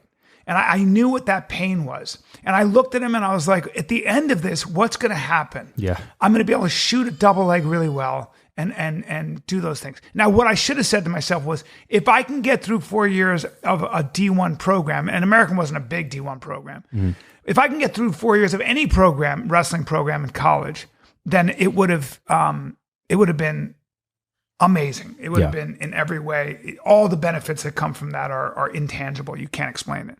So my regret, I have one regret, and that's not wrestling in college. But what I did instead is I got into kickboxing and Taekwondo. Gotcha. Because I saw these guys punching each other and kicking each other, and I was like, I want to learn how to do that. Where was the aspiration for like comedy and acting and all that stuff? The only thing I was good at. I wasn't good at like martial arts. So you did it immediately, like I was in never going college, to be a out of great college? athlete. I wasn't going to be a good wrestler. If I'd gone to American, no matter what I did, I bet you I would have been too weak. Well, what were you studying at American? I was a history major. Okay. I know, but I mean, again, I knew early on I was never going to be a great athlete. I was not strong enough. I don't have the mentality. Yeah. I maybe had the mentality to wrestle, and that competitive spirit. But there were guys that were just always going to. There was no fucking way I was going to be at a certain level in athletics. Raw talent combined with hard work beats exclusively hard work. Well, I've talked to Ben Askren, who doesn't believe in talent, which is he was obsessed with wrestling, and but I wasn't that way, and I didn't have Ben Askren's mind, and I certainly was never gonna. So I just. Maybe I didn't love it enough. Maybe I wasn't. Maybe I was. I think I'm inherently moderate at the same time physically. Sure. I'm not gonna train 8 hours a day and right. and then have 2 fake hips and 2 fake knees like Dan Gable. Right, exactly. That's part of the journey, though, right? Is doing stuff and figuring out that maybe that's not for me, and then pivoting and moving a different direction. I always say that. Like sports are important for at least men because you learn how tough you're not. Yeah, right. That's fucking huge, dude. Yeah, or what you're willing to do to be. That's the thing for me is anything worth having is going to be a struggle to get. Yeah. Anything in life. You'll never hear me say, man, I would have been a Navy SEAL. Yeah. I know I couldn't make it. First ringing the bell. I'd get too cold. I'd get it's a hypothermia. lack of sleep for me, man. All of it. The lack of sleep thing, I'd have been like, I'm out. I got to take a nap. I mean, if you've ever been around guys like Tim Kennedy or Mike Glover, you're just like, they're fucking smart as shit. Yeah. And they just have a different engine. Right. It's like, you're not cold. I was talking this guy, Mike Ritland, the other day, Rittler, I think, and he trains, police dogs. Okay. And I do this series called Best Of, and I had this dog, kind of launch on my arm. But he was a Navy SEAL.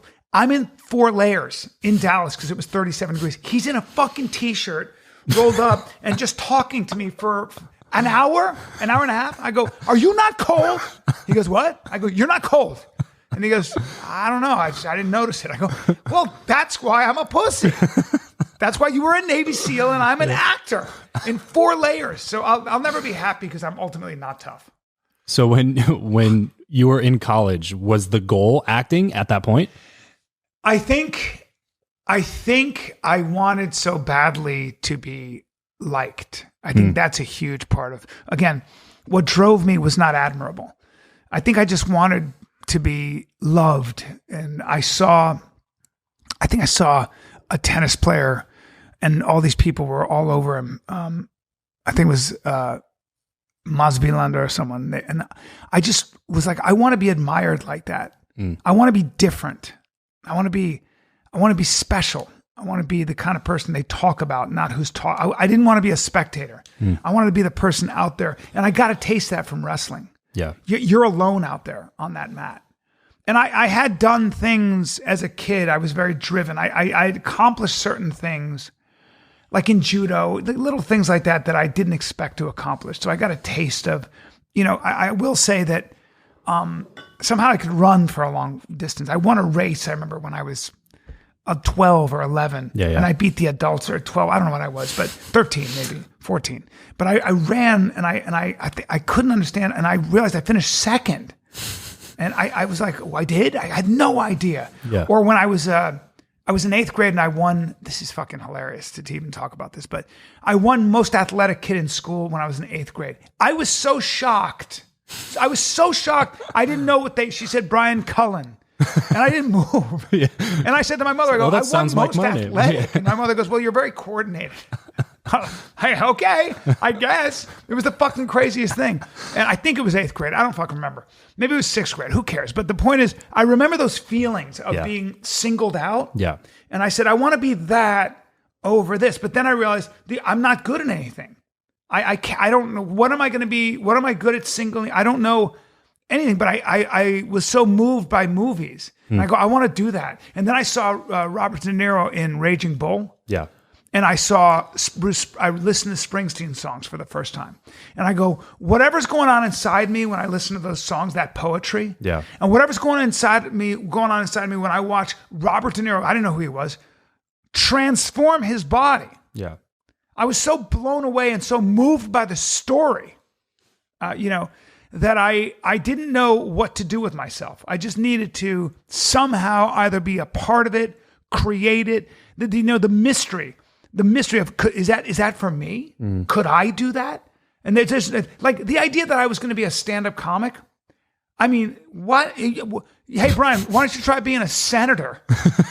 It's an outrage. It's just as outlandish. Yeah. So anytime you have this dream, a lot of times it's like, I was talking to Adam Duritz, who's the lead singer of Counting Crows. Yeah. And he said, when I was younger, I was just so desperate to be heard. And I was like, that's it.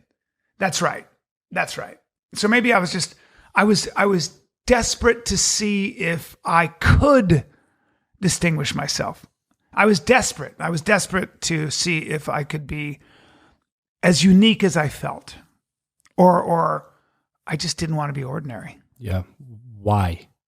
That's the question I've been asking a lot lately, because Great question. People can grow up in the same exact situation, to the same parents in the same environment, and end up on two totally different paths.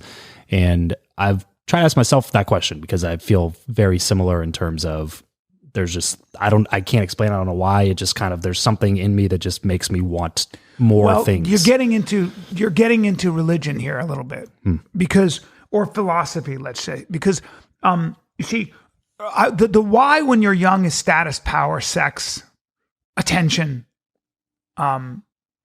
dominance, whatever it is, right? You just want to be the person with the resources. Yeah. And you want to be the person who is got the adulation. Yeah. The guy. The guy. Yeah. I think life humbles you. And I think what happens is you realize that no matter who you are, you're going to lose all that. And that's a fool's errand. You're excused for the trance and the spell it casts on you as a young person. But I think that as you get to be my age, you start to realize that that's not the goal. The goal is to do these things and to try to be original in your expression for its own sake. Because you're never more yourself than when at play. I'm quoting Schiller right now. Because when he said a man is never more at himself than when at play, what he was talking about is when you're doing that, not hookers in an 8-ball, but when you're doing that which you would do for its own sake, something you would do for free. Sure. Right.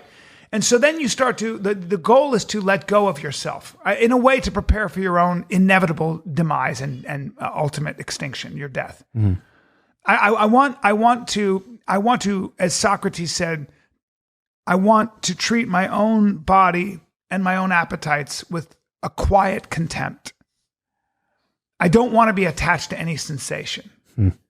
And maybe that's something, maybe I'm getting closer to the idea of what God is, or certainly being closer to that which I cannot measure and that which is much larger than myself. Yeah. And I don't have to define it. In fact, in many religions, it would be heretical to try to define it, right?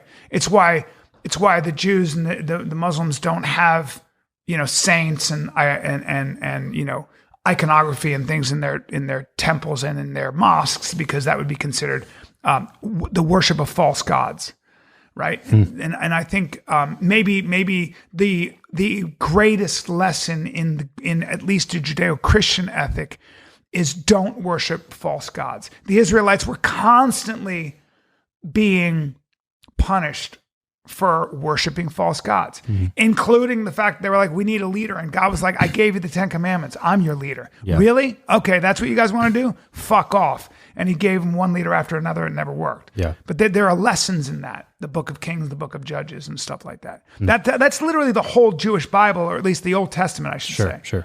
It's like just that lesson of you guys keep looking for the answers over here where man lives, as opposed to the things that you can consciously conceive. Yeah, it's an interesting, it's a philosophy or a faith or a system of belief that I'm very intrigued by as I get older, because you can read philosophy, like, every time I talk to like Silicon Valley guy, just there are a lot of people I know who are into longevity. A lot of guys my age who are into longevity. Yeah. You know what I mean? Biohacking. They want to they want to biohack so they can live fucking till they're 150. So they can look at themselves in the mirror when their skin is, when they look like a fucking Halloween porch decoration. And they want to go, I need another 50 years. Okay. If I could look 25 till I was 150, I guess I'd become a master pianist and guitarist. I don't know what the fuck. I understand the impulse to live forever. I want to too. Yeah. But that sort of self, that love of oneself is a form of idolatry. Yeah. And it doesn't really. Well, it tends to be with people who are the least religious. That's what I'm saying. Yeah. Is that you're gonna get religious about something else. Sure. And so every time I talk to the Silicon Valley people, but you talk to them about meditation or even prayer, whatever that is. Yeah. The first question they ask is, does that boost your productivity? What's that on a percentage scale? What would you where's say? the spreadsheet? Shut the fuck up. Shut up, you. I don't care about, you shouldn't care about you. I eat a certain way. I intermittent fast. I don't give a fuck. I want to die. Those are the people I admire. Martin Luther King and Gandhi and Malcolm X and Jesus Christ and all the people admire, and the Buddha. They weren't like, I have abs actually, because what I'm doing now is I'm intermittent fasting. I'm taking this drug that tends to lengthen my telomeres. I can't stand it. Get the fuck out of here. A bus is going to hit you. Yeah. You're going to fucking die. That is the crazy part. And you might beat me by a year, but I doubt it, by the way, you fucking hack. You biohacker. No, that is the crazy thing. Not to get too somber or serious, but one of my best friends when growing up, his mom was in mid-50s last week, 2 weeks ago, got in a car accident and didn't make it. Happens all the time. And it was just it was one of those, because you try to stay healthy, go to the gym, work out. And then you get pancreatic cancer, but you never had a drink or a cigarette in your life. That's what life is. Yeah. Friend I grew up with, she was 27, 28, got stage 4 stomach cancer. She diagnosed, and she's a nurse, super healthy. That's right. A nurse, and passed away like 2 years ago. Yeah, that's called life. In her 20s. And people should study how that happens, and they should study how to stop that, and they should use their own bodies against big. I respect all of it. Sure. Just please understand, nobody gets out of this thing alive. At the end of the day, right. And the great equalizer. Yeah. Yeah. I don't know. So I think that's probably, it's nothing wrong with trying to be as healthy as you can and optimizing, but it can't be the only thing. So on another note, I saw something you said about 2 questions that you've really tried to answer in your life, or 2 questions that you think matter, which is, what is courage and what is being a man? Have you found answers to those questions, and how do you think about them? I did a podcast again with this guy, Mike Rittler, Ritland. I'm so bad. Let me look at this. He's a great guy, and he's got it's called Trico. He's got a dog company, and it's in Dallas. I just want to see what it is. And so I get his name right. But he trains Malinois, Mike Rittler. And he trains Malinois. And these dogs are, I mean, dude, a 67-pound dog will rip you to shreds. It will rip. I don't give a shit who you are. This thing was biting through the fucking bite suit. And I was like, oh my God. The pressure. And I was like, well, they would shut your arm off. I don't care who you are. That dog is going to take you to the ground and you're going to be screaming and you're done. And the lack of fear in that dog's face, but it took him 3 years to get that dog to that point. So even a dog that's been bred for that, you can break that dog very quickly and very easily if you're not careful. And building that dog's confidence is a huge part of the technique when it comes to bite work. And I said, you know, he goes, I've learned more about human nature working with dogs than anything else. And this is a guy who was a Navy SEAL who was saying that I think some of it's a genetic anomaly, which is all of us don't have the same sense of self-preservation a lot of other people do. So maybe that's what it is, right? You're kind of born with a certain sort of lack of fear. So there is, courage is inherent in some ways. Some people just don't have the imagination for what could go wrong. But if you hear someone like Hickson Gracie will tell you that fear and intelligence are very closely related. And people who have no fear tend to be, there's the bravado of a fool. So I don't know that I believe in courage, so to speak. I mean, you're brave when you have been taught how to navigate the situation. And I think there is something called courage to be the best you can be. Again, it goes back to, I do think courage exists. And courage is I would define courage as being terrified, but assuming the position anyway. Yeah. And so that would be the idea that I can, but that would be something like sacrifice, or something like self-control, which is how the Greeks defined character. The reason we admire people that do that, it's not that they aren't terrified. When Nelson Mandela was sentenced to death, you could see him swallow. He was terrified. He didn't show it, but he was fucking terrified. He was going to die. Nobody is brave. When you lock that cage in the UFC, I've talked to too many badass fighters. They're always afraid. Yeah. They're always terrified of that. You know, it's like, I got to fight now? Holy shit. This is the most uncomfortable shit. GSP, the stories about him going, I don't want to go out there. This is fucking nuts. Yeah. He's a brilliant man who realized this is the dumbest shit on the planet. But he was so good. And, you know, and my buddy Andy Stump talking about being a SEAL Team 6 guy and being the squirrel suit guy. You know, he used to hold the world record for the squirrel suit. And he's like, I'm just risk averse. I was just very careful. Now, I think he's full of shit. He's also crazy, but you know, but you know what I'm saying? Yeah. So courage is probably not the Spartan, you know, Greek version of charging the hill. That exists, but that might just be the idea that you're able to not indulge in. You're standing porter at the door of your mind and not allowing any of the bad. But that's a huge part of it too. Yeah. Again, learning what not to think about. Mastering the ability to allow only the positive things and the positive outcomes, potential positive outcomes into your mind and keeping the other things out. That's a huge part of it. And being a man, well, you know, I know what traditional masculinity is. Stoic, provider, protector.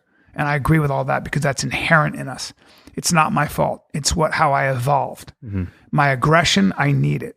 My anger, I need it. My fear, I need it. You know, my ability to prepare for a worst case scenario, I fucking need it because the world is a war. It's not a community. It's not how I think. Okay. And so there is that inside of all of us as men, but you know, a man is not necessarily, you don't measure strength with one metric. Who can lift the most weights? You know, the NFL, the stock market. You measure strength in many different metrics. How creative are you? There are people that can't do one push-up, but they can create beauty for its own sake, and it's what we all point to. I don't know that Steve Jobs had abs. I don't know what Steve Jobs' Fran time was in CrossFit. Okay. And I don't think anybody gives a fuck, but he was incredibly creative. Yeah. You know, Isaac Mizrahi is gay as it gets. I don't want to live in a world without Isaac Mizrahi. I don't want to live in a world like that Chechnya where they kill gay people because they're so fucking, because that fucking guy is so dumb. Yeah. He doesn't understand what people who are different provide a culture. Yeah. He doesn't realize that people who are creative, who might love differently or think differently, have other strengths that make your culture strong, make your culture creative. Yeah. You know, that's the irony of measuring strength with, when you measure strength with one metric, which is the men who have the biggest club or the biggest guns, you get Somalia, you get Afghanistan, the chaos of Somalia. I'm not talking about their cultures. I'm not talking about their people. Sure. I'm talking about the chaos that system. These countries became. When men rule everything with a gun, fuck off. It makes you weak. Yeah. That's the irony. Which is another thing that makes America so awesome. That's right. Comparatively. It's also why there's nothing left of Sparta but some shards of clay, some pottery. Interesting. And Athens has left a legacy of incredible literature and philosophy and everything. Yeah. So I find there are a few common denominators with, done over 800 episodes of the show, interviewed hundreds of really, really successful and smart people. And one of the things that I find is kind of a common denominator between all of those people is the ability to overcome rejection. And we're kind of talking about this a little bit earlier, but I've did door-to-door sales for a multitude of years and I'm very familiar with rejection myself. And I would say that of all things, that's probably the most direct feedback in terms of rejection. And if there were one thing that I would say is even a step further than doing just straight up 100% commission door-to-door sales, it would be acting and stand-up comedy.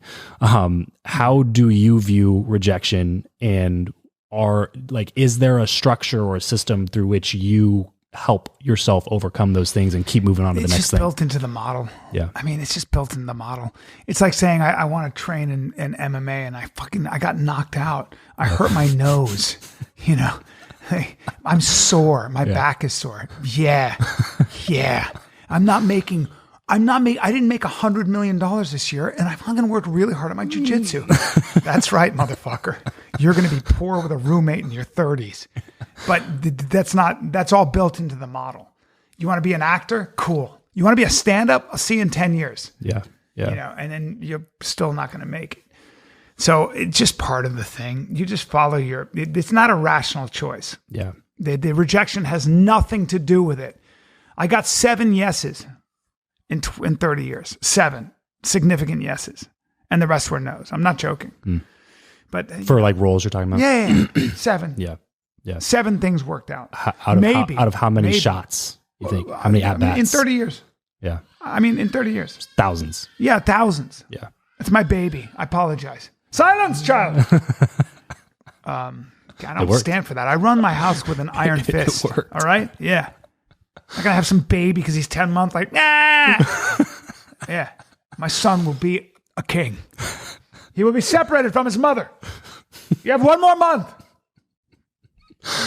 Learn how to eat gruel from a bowl, sleep on a cold marble slab, and understand that the only true friend, the only true constant he can rely on is pain and solitude. My son. Sorry, guys. Sorry. In Manhattan Beach. Yes. With lots of cuddles. So you've also done these kind of like guest roles on 30 shows. Yeah, everything. Plus. I said yes to everything. I'm a whore. What were some of them that you think you would have made a great regular on, or that you wish you could have? Everything. I mean, you're asking me. I think I should have been chosen for everything. So. Yeah, of course. I mean, you have to think that as an actor. It's like, not me. Yeah. The fuck. You don't want medium. Perfect. You don't want medium and wrinkled. What the fuck?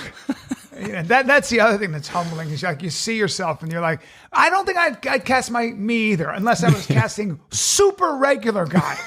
Super average dude, middle of the road guy. Yeah. 5'11", 170, but short femur bone, so he looks shorter. Whenever that's on the casting call, there's a lot of those people out there. Yeah, I would choose you over me. You're a much better looking guy. I'd be like, get the guy with the fucking hair and he's bigger. And well, why would you get that guy over there? It's like I had this joke in my stand-up, but it was true. If I picture Pocket in a parade, if I picture Pocket in a parade, you and you wouldn't know how to describe me to the cops. They wouldn't have anything going. He was medium, brown hair, white.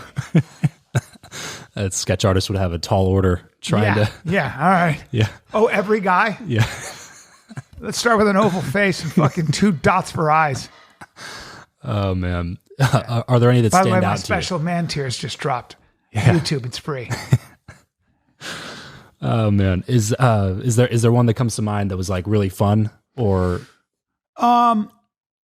Yeah, they were all fun, but again, the reason I'm not crazy about acting was only because it was more the people I get to work with. It's the bonding experience. Yeah. I just did a movie, my buddy Kevin Mack's movie, McNamara's movie. I think it's gonna be great. With Amanda Clayton and Mark O'Brien, really great actors. And but I get to work with my buddy Eric Griffin and Jimmy Schubert. Oh, cool. Hilarious motherfuckers, hilarious comics, smart as shit. That is so fun. Yeah. Just to be on set, and then Kevin is my boy too. So we're just all hanging out, and it's a beautiful thing. So it's the acting gets in the way. Even I've been, even like people like Paul Giamatti, like we were doing Hangover 2 and he had won or nominated for an Emmy. I think he won it, and he was just like, this is so much more fun. I'm walking around set with everybody's like in character. It's like, the acting gets in the way. I think he said that. I'm quoting him. Maybe he didn't. Sorry, Paul. But, I remember, I never forgot that. I was like, there's this great actor who's, it is what it is. If you meet somebody out on the street and they're like, I know you from something, what are the first things that you tell them that they might know you from? The Hangover. Hangover, yeah. The Joe Rogan podcast. It's fucking amazing. That is pretty incredible that people would know you from Joe Rogan. That's how big his podcast is. Right. You never know these things. How I Met Your Mother, or, everything. How I Met Your Mother, yeah. All that stuff. Yeah. I don't know. Goldbergs, you're the coach, Yeah. All that. Yeah. First credit on IMDb that we looked at today is playing Joe Rogan's brother on news radio. And you throw him through a window. Yeah. Cue clip. I'm gonna fix that. How did that come about? Was this like pre-friendship, post? Yeah, no, he had done Mad TV, and gotcha. We just got along, man. Because the other actors didn't really know what to do with this really muscular guy who was very kind of standoffish. He was just a little bit like, what the fuck am I doing here? Yeah. But he was a comic, and he was just, he had his armor up, and I just saw it right away, and I just liked him because he was into martial arts. I was too. We were into this new thing called Brazilian Jiu-Jitsu. I was gonna say that was before anybody. We were like, talked who the about fuck it, is yeah. Hoist Gracie? We were just obsessed with it, and he was a Taekwondo guy, me too, and Yeah. But and all that stuff. So we were young guys. Yeah. And we looked a little bit alike, and I don't know. We just hit it off, man. With like a role like that, is that something the producer asked, or was Joe Rogan just like bullied me in? He was gotcha. like, he can play my brother. He's the best. Fuck it. I was in New York, and he goes, "Come to LA. You're coming." I was like, "Awesome." Yeah. And it was so much fun. And that was legitimately your first credit on IMDb. Like that was your first thing that you did. No, I'd done a soap opera, and Yeah. I'd done Mad TV and Mad before TV. that. Yeah, sure. Yeah, so I had done that for 2 years. Are you in stand up at that point? I was not. Yes, I started doing stand up before Mad TV. Okay. And then when I got Mad TV, when I would come home to New York, I would do some stand up. Okay. But for the most part, I stopped doing stand up for 5 years. But back then, wasn't the overall kind of idea like you do stand up so that you can get on TV? Yes, and make millions of dollars and have a cushy life. Yeah. I swear and to get God, royalties from your sitcom. I for swear 30 to years. God, most of my career was I just wanted to date beautiful women and eat really well. Literally. Yeah. I was like, I want to be a famous actor so I can marry a 10. Yeah. And eat eat at the best restaurants and drink the best wine. Yeah. That's how superficial I was. Everything was a grind. I just wanted that beautiful house. I wanted to be successful, and success was a cool car, your beautiful wife, or a beautiful girlfriend, and eating well. Yep. I mean, but if you really think, if you strip it down, it's embarrassing to say that, but. I mean, I always had the imagination of wanting to be a great artist. So I'm being a little bit dramatic. Sure, Obviously, that's not true. I wanted to be Robert De Niro. Well, there's lots of ways to eat well, and I wanted to be. I take all of that back. I take it all back. Because Actually, never mind. This is where I say shit and I'm like, that's not true. The truth is, I wanted to be a great artist. The truth is, I wanted to be a great actor. I wanted to be Robert De Niro in Raging Bull.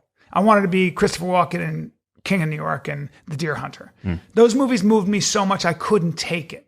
I couldn't even watch them.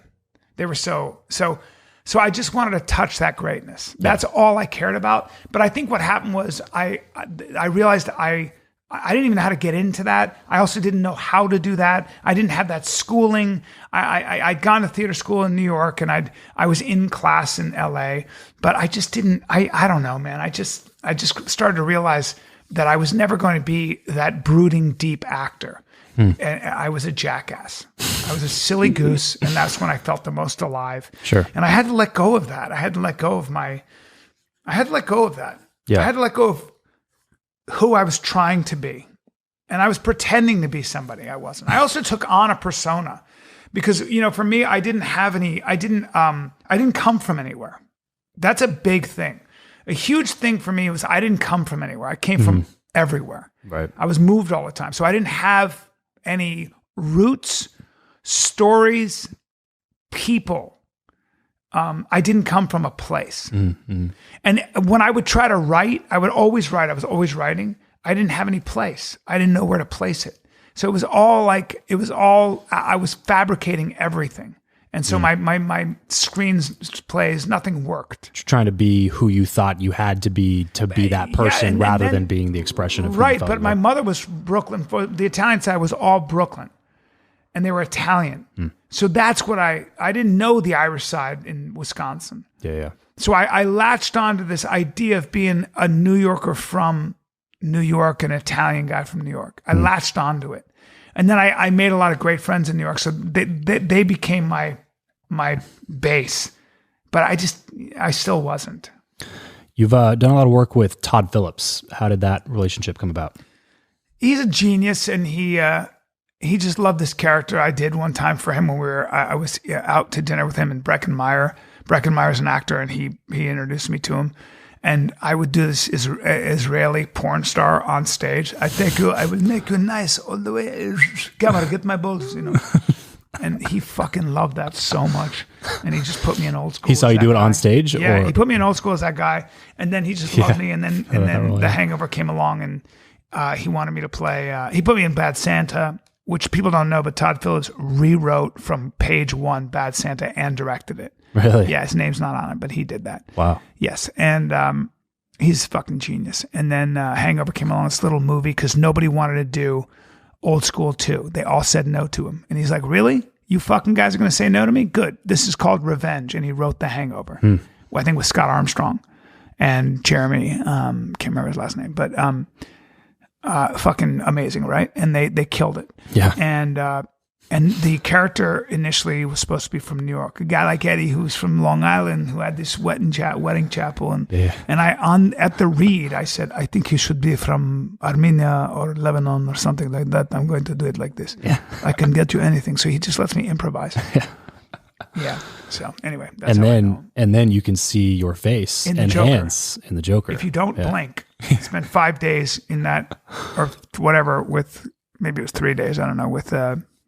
What's his name? Keanu Reeves. I knew he was gonna not Keanu Reeves. Joaquin Phoenix. But Keanu Reeves. That'd be a crazy different Joaquin Joker. Phoenix playing Keanu Reeves playing the Joker, and I knew he was gonna win an Oscar. But I knew. I saw him shooting that scene in the bus when I got there. I was like, oh, he's gonna win an Oscar. I could see it. It's like The Fighter. The first time I saw The Fighter in that opening frame when I saw what Christian Bale was doing, I was like, oh my God! I knew immediately. Yeah. That fast. The same thing with the Joker. I was like. He got down to 126 pounds for this. He's eating an apple a day. He was 126 pounds for that? Yeah. Oh my gosh. Or whatever he was. I mean, anybody's willing to put themselves through that. The people like that, Daniel Day-Lewis, Joaquin Phoenix, the people who are willing to do that to their body, Christian Bale, Meryl Streep, whatever. Those people, De Niro, like, I don't know what they're into. I don't know why they like that kind of masochistic process. I have no idea what they're getting out of that, but whatever they're getting, fine. I am not that guy. Yeah. That's never happening. I don't care enough. But that's kind of goes back to that moment of clarity for you, right? It's like, well, I want to be that, but also when you strip it down and look at everything that goes into that, it's like, actually, I don't want to do that at all. I'd rather be this guy, Yeah. you know? I know. It's like, I like skiing. I just hate the equipment and the fucking cold. Yeah. All that. What is your best advice to, I'll be selfish here, a 30-year-old, ambitious young man? I mean, it depends on what you want. I think the first thing is to come to terms with what you want, and I mean honestly want. What do you honestly revere? And part of the problem is that you have children and you have people to provide for. But I would say, if you want to really get to know who you are, you get very good at one thing. Get very good at something. That's the value of jiu-jitsu or whatever it might be. Playing the guitar. Get really good. Because you'll have to face up to lots of your shortcomings. You'll have to overcome your shortcomings. You'll have to learn how to speak to yourself in the right way. And then you can apply those lessons to anything. But I would also ask yourself, what are you truly motivated by? Being original, money, what is it? And it's fine. It doesn't, be honest. There's nothing wrong with being motivated by the things you can't really admit to, which is some people just want to be famous. Some people want to be rich because they grew up poor, and that was humiliating. It was humiliating to be treated like a second-class citizen. So when they wear a beautiful watch and they drive a beautiful car, the valet and everybody else treats them with respect. And if you don't understand that, you grew up with money. If you don't have a compassion for... See, there are a lot of people, like a lot of women are very materialistic. My friends, I know somebody who's very material. This woman is very materialistic. But she grew up poor, man. Yeah. She grew up poor. So she's not materialistic. She hated that feeling.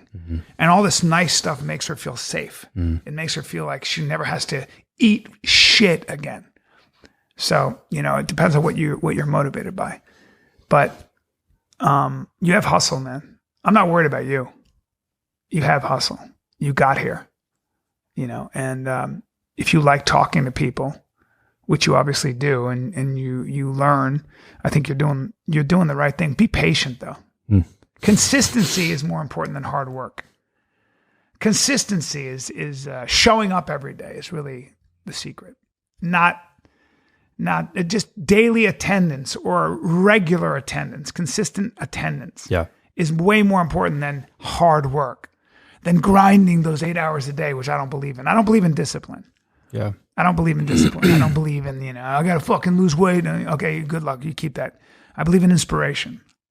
I believe in associating pleasure with whatever you're trying to do, Well, dude, I appreciate you coming on. I don't want to take up too much of your time. I know you got some stuff to do. Last thing before we go. So the show's called Travis Makes Friends, and we kind of switched the whole message because I found that the more connected we get as society as a whole, I feel like the more disconnected we are because people are working virtually. It's harder to go deep on relationships, I feel like, anymore. And it's harder to find friendships as an adult when you have a bunch of stuff going on. You got kids, you got, ambition, you got this thing, this project. And then if you're not careful, you can go your whole life and then wake up when you're 60 and go like, man, I don't really have any like real friends. Oh, yeah.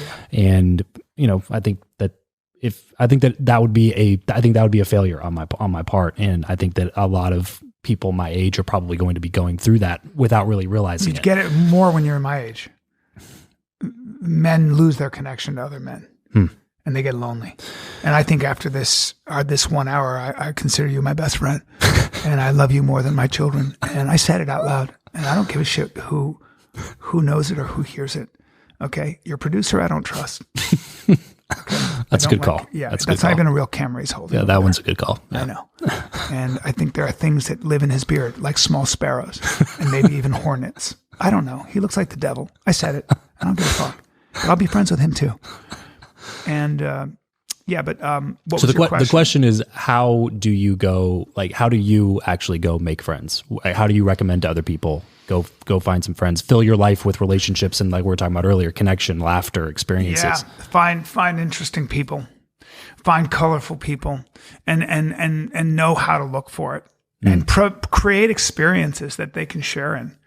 It's not just about, you can go watch a game and drink a beer. That's great. And people need connection. But, I also think, I also think there's a spirited relationship to be had between people you disagree with and engaging in that, and also just having, I think we mark our life with the number of times we laugh and the times that, the experiences that, so the two things that are the rarest commodities are adventure and intimacy.